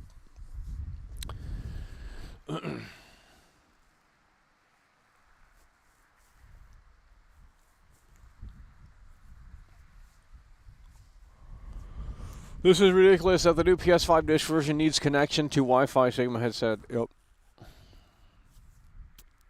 No, I said 2 terabytes. I said 2 terabytes. Even that's not enough, to be honest. I think, PS5 Pro should have 4 terabytes at the least. I'm not even trolling. But they won't do that. It'll be maybe 1 terabyte, maybe 2 at max. But if you're going to put out a Pro console, then it's going to have a premium price. It's called the Pro Edition. So yeah, you're not expecting a bargain. You can get the old PS5 for that. But if Sony's going to do a PS5 Pro, minimum 4 terabyte hard drive installed automatically, because that's going to get you at least 20 games maybe. Not that you're playing, and it's just like, well, yeah, we don't need have to have these certain games installed. We don't play all these games all the time. But I mean, if you want to stay up to date with Call of Duty, you're going to have to download gigs and gigs and gigs of updates. And I don't know. I mean, it's just like it's ridiculous. Hogwarts runs amazing on Switch. That's because they had to. There's no open world on that game, on the Switch. On the Switch version of Hogwarts Legacy, there's not an open world. There's loading screens to go to the next area. So that's how they did it. They built the game in chunks. Lowered all the settings down to like 720p, if that even, on low settings, and everything has to load. So if you can't just seamlessly fly from Hogwarts to this other area. Like, I don't know how that works. I've never seen gameplay. But I've seen gameplay where it asks you, like, hey, do you want to enter this new area? Well, you have to load it in chunks. But I mean, if it runs good, that's all that matters. Like, that was the priority. And they delayed the Hogwarts Legacy Switch Edition. That was supposed to have been out a while ago. But that game requires internet no matter where you play it. So I'm not fond of that game. It's trash. Actually, you can play it offline. I tested this because I have the disc version of PS5. You can play it offline, but only the tutorial. If you want to get past the tutorial, it says connect to the internet to download the rest of the game. Cringe. I'm not playing that trash. Don't support those devs. They're trash. They threw DRM at you, and then once the servers are shut down, you're done. Not that you want to play that in 20 years, but I'm just saying. Eventually, the game becomes a paperweight. I don't support games like that. I don't buy those. I mean, look at this GTA 5. I can play this totally offline. This can be played totally offline. I don't need online. Now, if you want to play online, obviously you got to update the game. But I ain't playing that trash. It's garbage.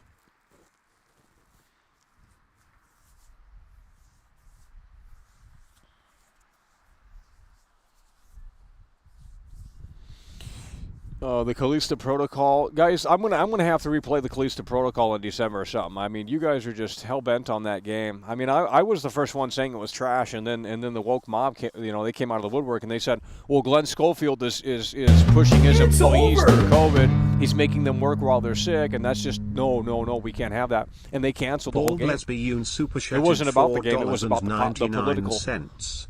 I have a 4 terabyte SSD and it's already a quarter full. Sad baby, Yikes. baby. Yikes! I mean, I mean, quite frankly, I mean, there ain't enough good games to. What's worth installing? Nothing. All the games are trash.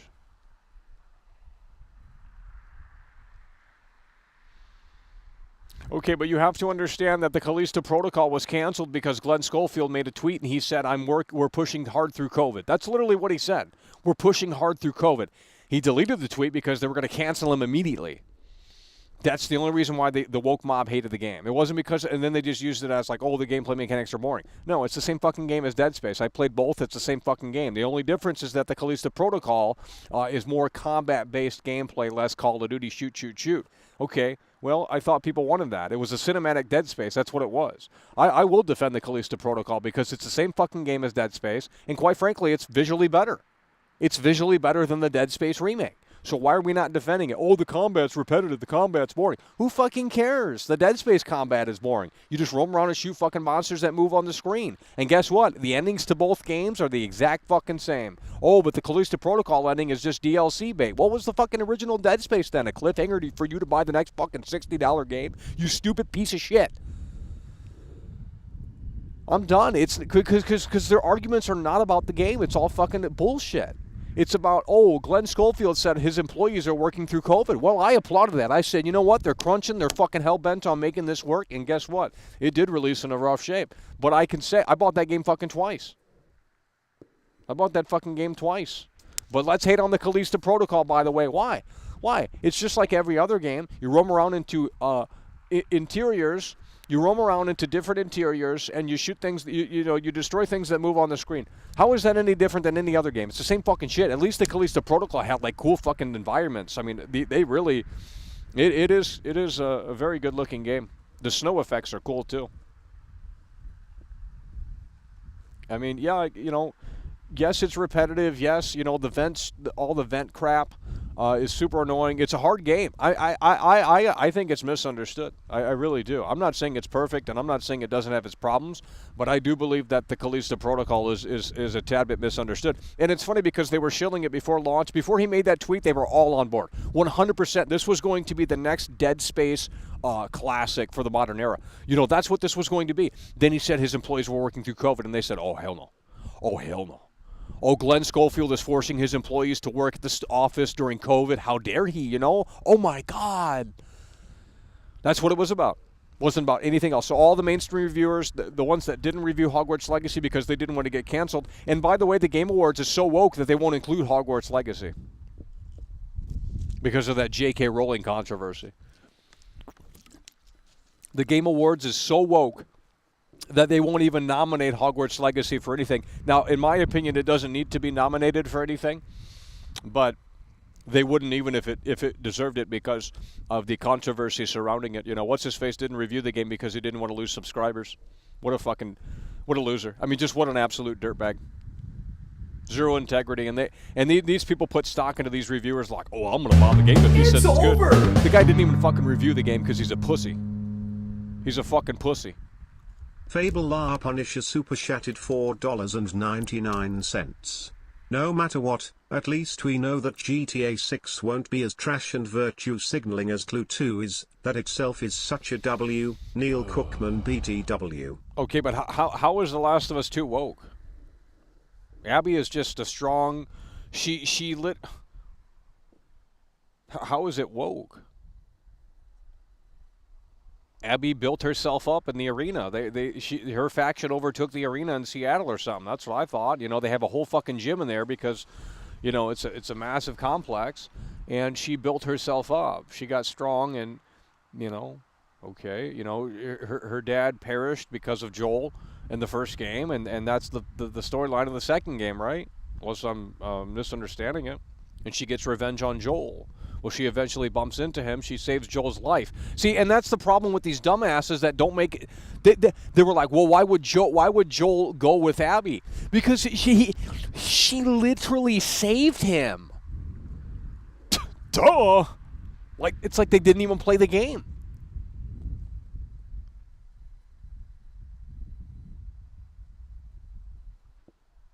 It's like they didn't even play the game. Well, they didn't. That's why. That's the problem. I never liked The Last of Us anyway. I mean, it's just the first game is such a fucking boring slog to play. You carry around ladders 24/7. They're just like whispering like, it's just cringe, bro. And plus the game was never as good as it, when you watch that E3 Last of Us gameplay unveil, if you watch the Last of Us E3 gameplay unveil for the PS3, it was never, it never hit that level in terms of sound design as well. Like that shit felt like a visceral game. Like the combat felt like it was like really, really good and really, scary, actually. The combat felt like, the close and quarter kind of combat in the unveil for The Last of Us PS3 was actually like, wow, this is fucking next level shit. Then you play the game and it's less like, oh, it turned into a video game. It didn't turn into like this like fucking kind of visceral, in-your-face, brutal experience, and it just turned it into a video game. And The Last of Us 2, None of the Last of Us games can reach what that PS3 gameplay demo showcased. So they, I don't know what game that was, but that's not The Last of Us, unfortunately. So they downgraded the game as well, unfortunately. If you watched it, you'll know what I'm talking. It's like E3 2011 or something. E3 2011 or 2012, just Last of Us PS3 unveil. You'll see it, and just listen to the audio. Like, the audio is on a whole nother level. That's what every game should sound like, and it's all fake. It's all scripted. It's all fake. It's all fucking garbage. Because, you know, for back then, they had to put a demo together, and they had all these audio cues going at this specific time. And it's like, none of that's in the game. None of that's playing out in real time. It's all garbage.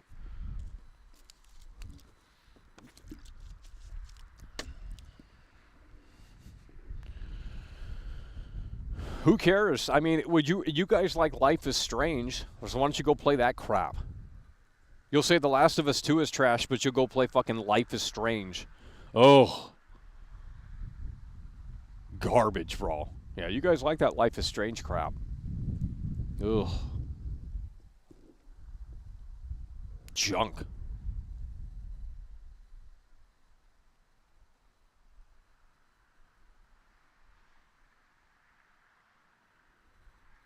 We should watch the Watch Dogs 1 reveal trailer. Yeah. Yeah, I mean,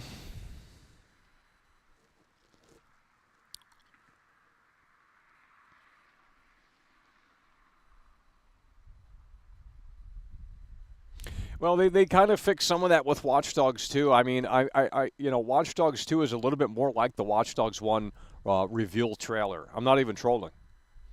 Because when you look at the animations of the Watch Dogs 1 reveal trailer, a lot of that was mocapped out just for that whole sequence so they could showcase it, and it's like, you know, make it look really good. But in the game, none of that happens to that extent. You know, they scaled it back and downgraded it, and it's just like, well, that's cringe. But in Watch Dogs 2, that's the thing with that game, is that everything's mocapped out. I mean, the NPCs are on, like, animations and shit, and it's a cycle, and it repeats after, like, 10 seconds. But regardless, it just looks so natural and good because, you know, they got in the spandex and performed it. And they did hundreds of these things. Little things they can put within the environment. It's very easy to build it. But then you have the Radiant AI system on top of that, and it's just like, okay, well, this works. No, they're not on schedules, and yes, if you just stand there, they will never leave their spot, which is annoying. But you know, you can't have everything. You can't have a system that has the Radiant AI and the NPC schedule thing. I mean that. Oblivion, I guess, but you know the animations are trash. So you start toppling on modern animations, and they'd have to scale something back. So you can't really have it all. I mean, hopefully GTA 6 can do something like that, but we'll see. If Rockstar can't do it, then no one will. I honestly think they should have every NPC. Well, they need to have every NPC looking busy and contextual. You cannot just have NPCs standing in the world. That is the worst thing, the absolute worst. Or standing or sitting and doing nothing. That's the problem with GTA 5. That's the problem with a lot of these games. They just stand around and do nothing. They just stand around and do nothing, and it's just like, wow, this is not selling the city at all. No one looks like they're actually alive in this city. It's not a living, breathing world. They just stand around and just, you get close to them, they'll attack you. That's the extent. And I honestly think GTA 5. I think some of it was scaled back. I think because they wanted to streamline crap. Yeah, and that's the problem. I think the GTA 4 system is still kind of in there because GTA 4 has more dynamic NPCs than 5. It seems like anyway. Last night, I mean, I don't. They look more busy anyway, to say the least. They're always on their phone. They're chatting. They're doing things. A lot of the NPCs in GTA 5 just stand around. That's all they do. They just stand around. Sad. Watch Dogs Legion had old.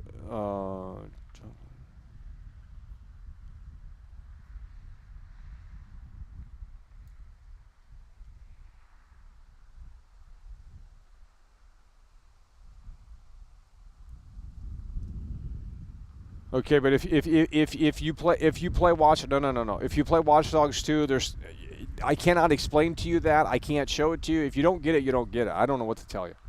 Okay, I can show you that game until you're blue in the face. If you don't get it, if it doesn't click with you, then I don't understand. We obviously have a different way of thinking. I don't know. You didn't listen. Now, there are times in Watch Dogs 2 where it gets really annoying. Let's say you meet a drunk NPC. This is where it gets a little annoying. Okay, I'm not saying it's a perfect game, but and this could have been evolved upon with Watch Dogs 3, but they obviously went in a totally different direction. But let's say you stumble upon a drunk NPC and they're kind of slurring their words and they're looking like they're drunk. They're doing the animation cycle, and it fits the environment. It looks really believable. Okay, well, you can break the script immediately because if you get them to react, they're going to break out of their gimmick and they're going to act normal. And it's just like, and then they go back to their gimmick. So it's just like that transition is what needs to be worked on. So,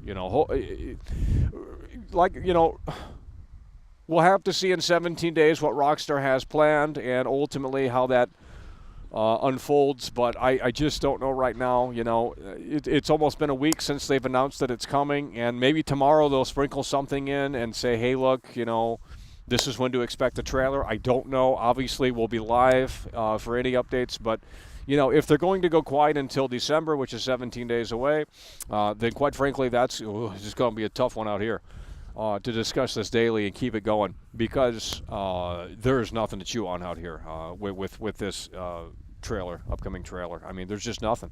No logo, no official confirmation of the title. I mean, just literally nothing. Like, it doesn't exist. And it's like, you want me to get excited about something that kind of doesn't exist right now?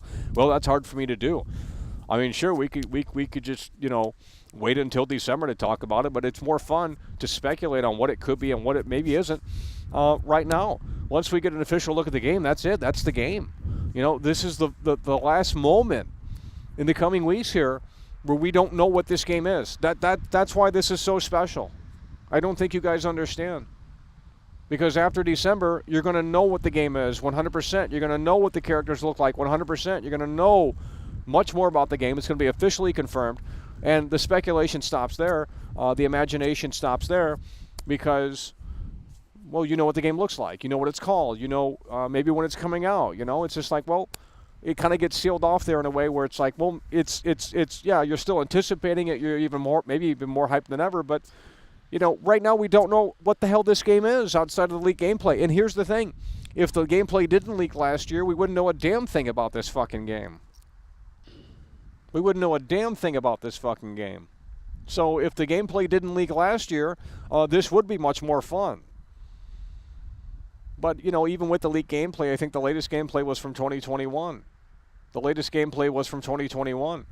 So that's been a few years now, and I'm assuming that the game is going to look a hell of a lot better than what it looked like in that pre-alpha footage, because if it looks like that, that is not that impressive. So we're going to have to see.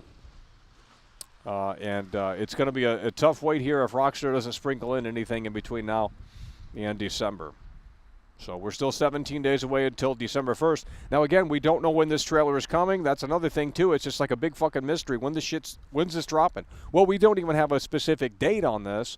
We don't know what time it's coming. We don't know anything like that. We just know it's coming in December. They didn't even say early December. We're just assuming that that's the case outside of that Trier report. So it's just like, well, when the fuck is this coming? I don't know. December. Well, that might not happen until fucking later in December. And if that's the case, then fuck me. But if it happens at the Game Awards, then that's on December 7th.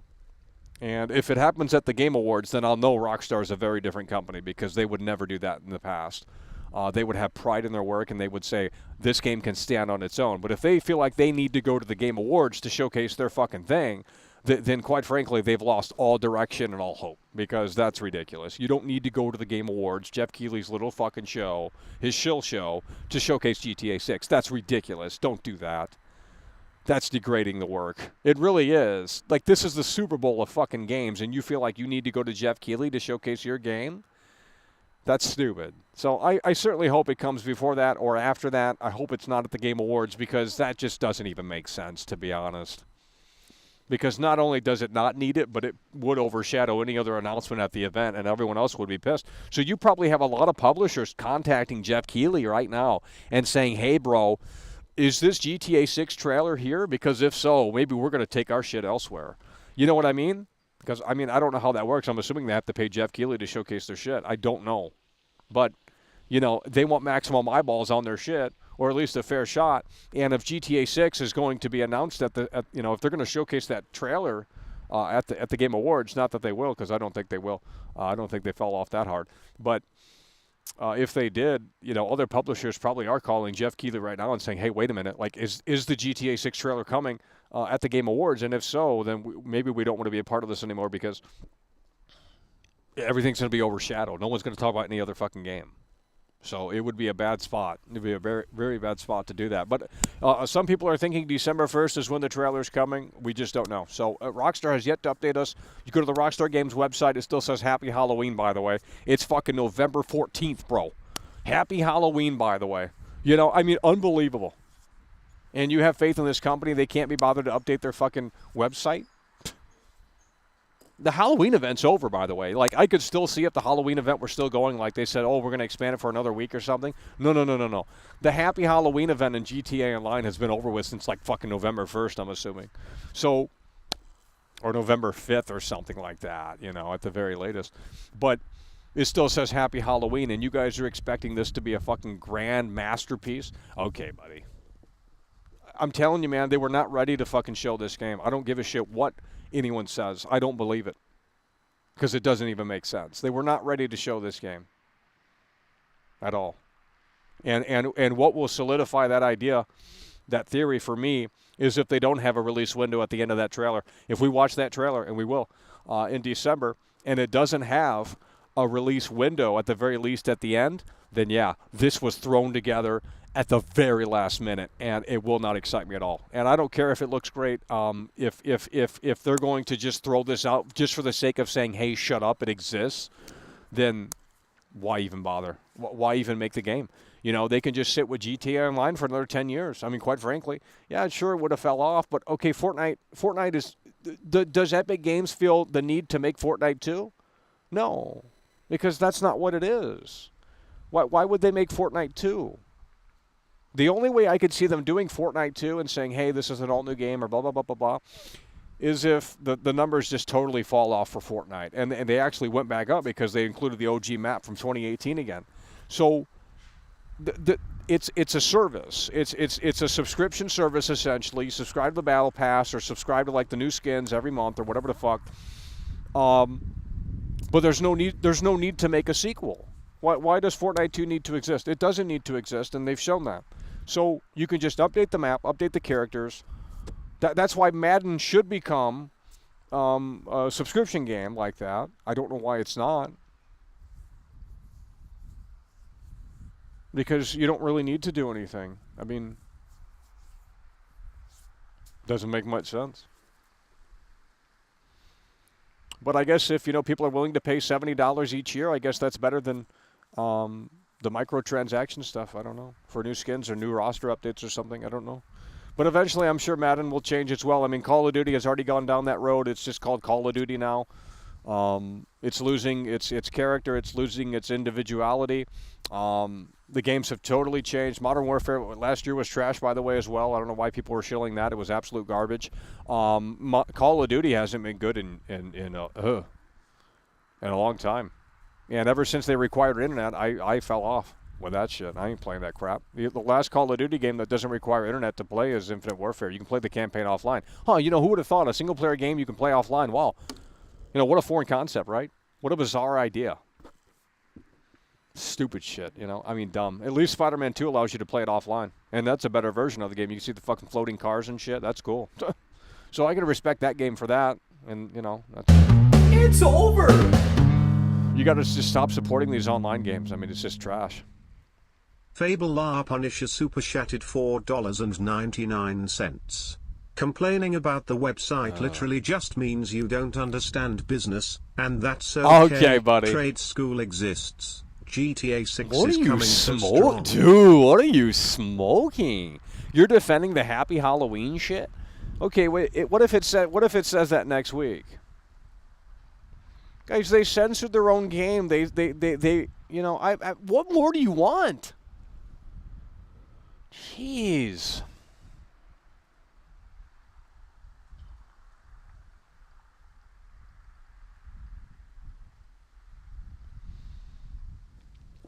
Rockstar went woke, yeah. Well, I mean, yeah, that's what happened. Let's ask Siri what woke means, because maybe I don't know. Hey Siri, what does woke mean? Woke is an informal term. As an adjective, it means alert to injustice in society, especially racism. Do you want to hear the next one? What? No. I didn't know what that's what it meant. I still don't know what it means. I didn't even know what she said. That didn't make sense. You got to repeat that 10 times for me to understand that. I don't know what that means.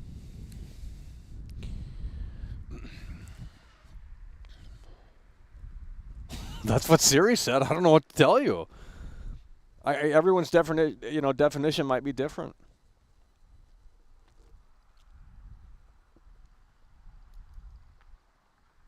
See, that's the problem. We need to have a reality show where these game developers get together. This is my new reality show idea, okay? We need to have a new reality show where we get some game developers together and they make a game, but they lock themselves in the basement, and they're not allowed to like read any news or anything that could potentially influence their game. So it's all made without anything in the real world impacting it. I think that would be pretty interesting. You know what I mean? I guess not.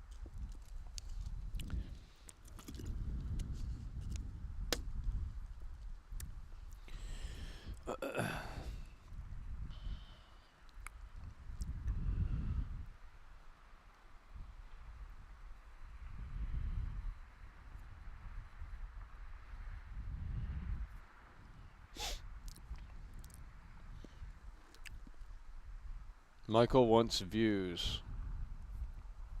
Well, you want attention, so. Which is more degenerate? The attention seeking? Tell your mother I said hi. She must have not given you enough attention when you were growing up. So sad. Alrighty, well, I think we've exhausted the conversation out here today. Another rough one. Because Rockstar's not willing to pull the curtain back ever so slightly on this, and it's just like, well, I guess, we don't know what the game is called officially right now. It's a fact, okay? We literally do. You can presume it says GTA 6, but Rockstar has yet to confirm that, okay? We literally do not know what this game is called. It could be called something else. We just literally do not know, and that ain't leaking, okay? That ain't leaking. So if it were called something else, that's going to be a. So we don't know what the game is officially called. Obviously, it's probably going to be called GTA 6, but nothing's been confirmed by Rockstar. Second of all, we do not know when this trailer is coming. No specifics. It just says December. That could mean, December. How many days were December? 31 days or something? Well, there's 31 days to. So we don't know what the game is called. We don't know when the trailer is coming specifically.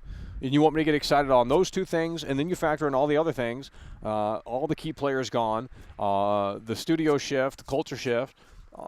What is there to be excited about? You're thinking of the old Rockstar of the past. So let me ask you this. Why aren't you excited for the Chicago Bulls this season? Michael Jordan's not on the team anymore. Dennis Rodman's not on the team anymore. Scottie Pippen's not on the team anymore. With this logic, you should still be excited for the Chicago Bulls. Because that's what you're telling me. You're telling me that the new Rockstar, they're still as capable as they were with all of that talent.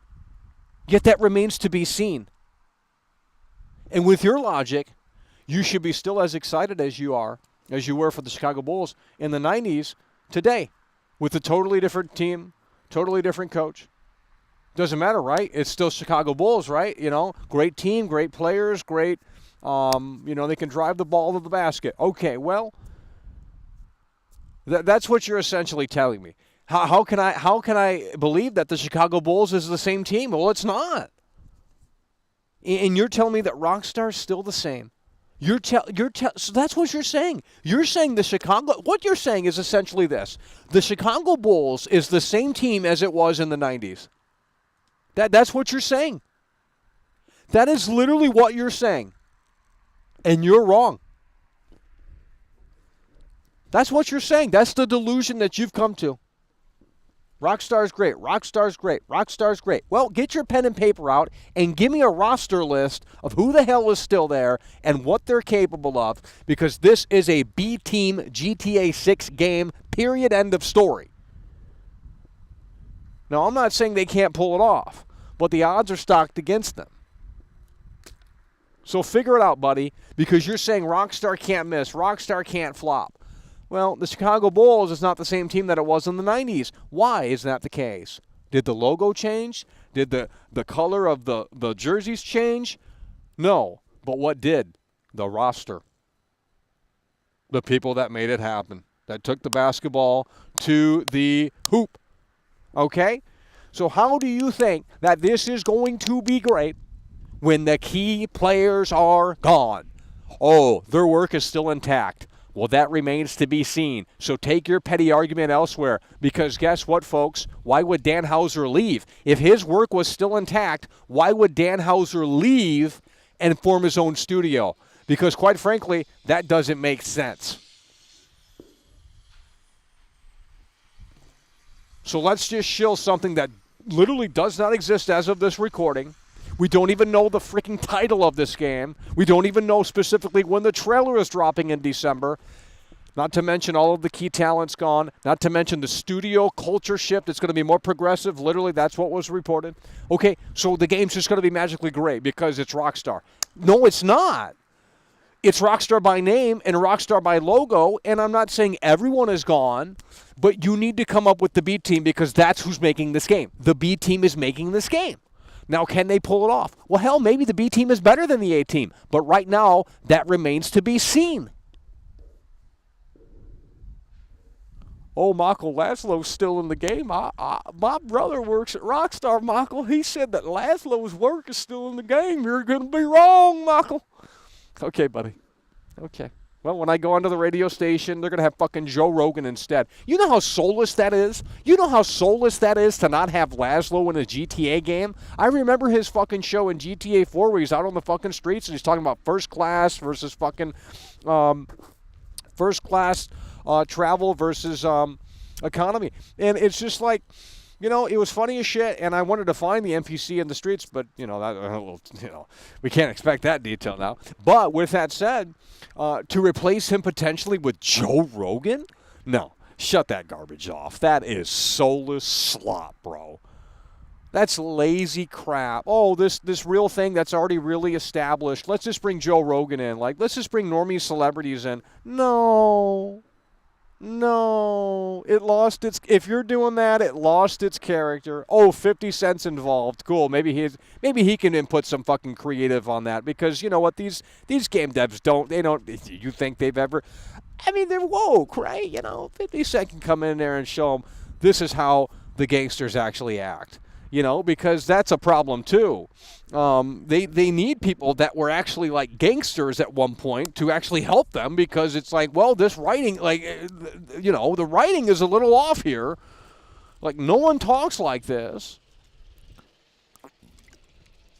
So what you do is you bring people in from that world to help out. It's not hard.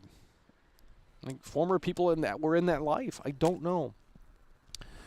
All right, well, that's going to wind it down. So we're just going to have to wait and see. But tomorrow is the 1-week anniversary of when they announced this happening officially, I believe.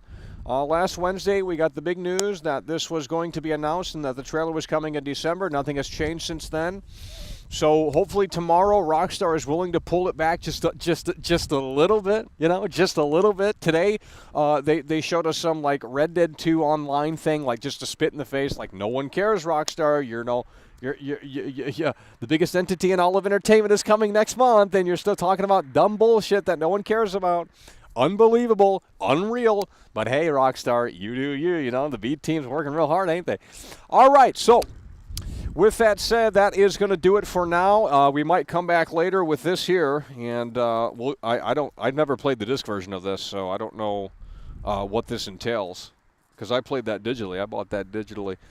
But I wanted the disc version always. We didn't pick it up. I might get it for Black Friday special, $20. I mean, a little steep to still. I think 10 would be max for that, but $20 Black Friday special. We'll see how the cookie crumbles. Well, 50 Cent Blood in the Sand is good, but that's a rare game. You can't play that digitally, and you have to find a physical copy of 50 Cent Blood in the Sand. So if you have that, it's a really unique and rare game. B team, by the way. Okay, then you can't. How is it not the B team? It ain't the A team. You would have called them the A team 2.0. It's over. It's not the A team. The A team left. Guys, I can put together the roster that potentially made GTA 6. You're not listening. What are you talking, homie? GTA 6 best game ever. What are you talking about, homie? You don't know what you're talking about.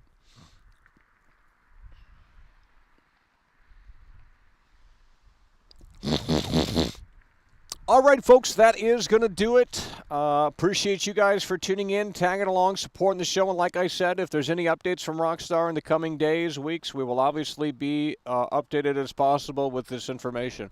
And we will continue our discussion on this no matter how, tough it gets out here, because people just seemingly don't want to discuss it. But when December rolls around, they're going to be yapping about this 24/7, fake fans. They can't get hyped when they have nothing to chew on, and I'm hyped because I want to see what the B team is capable of. Quite frankly, I think that's a new way to look at it. Let's see what the B team is capable of, and you know what? Quite frankly, maybe they're more capable than the fucking A team.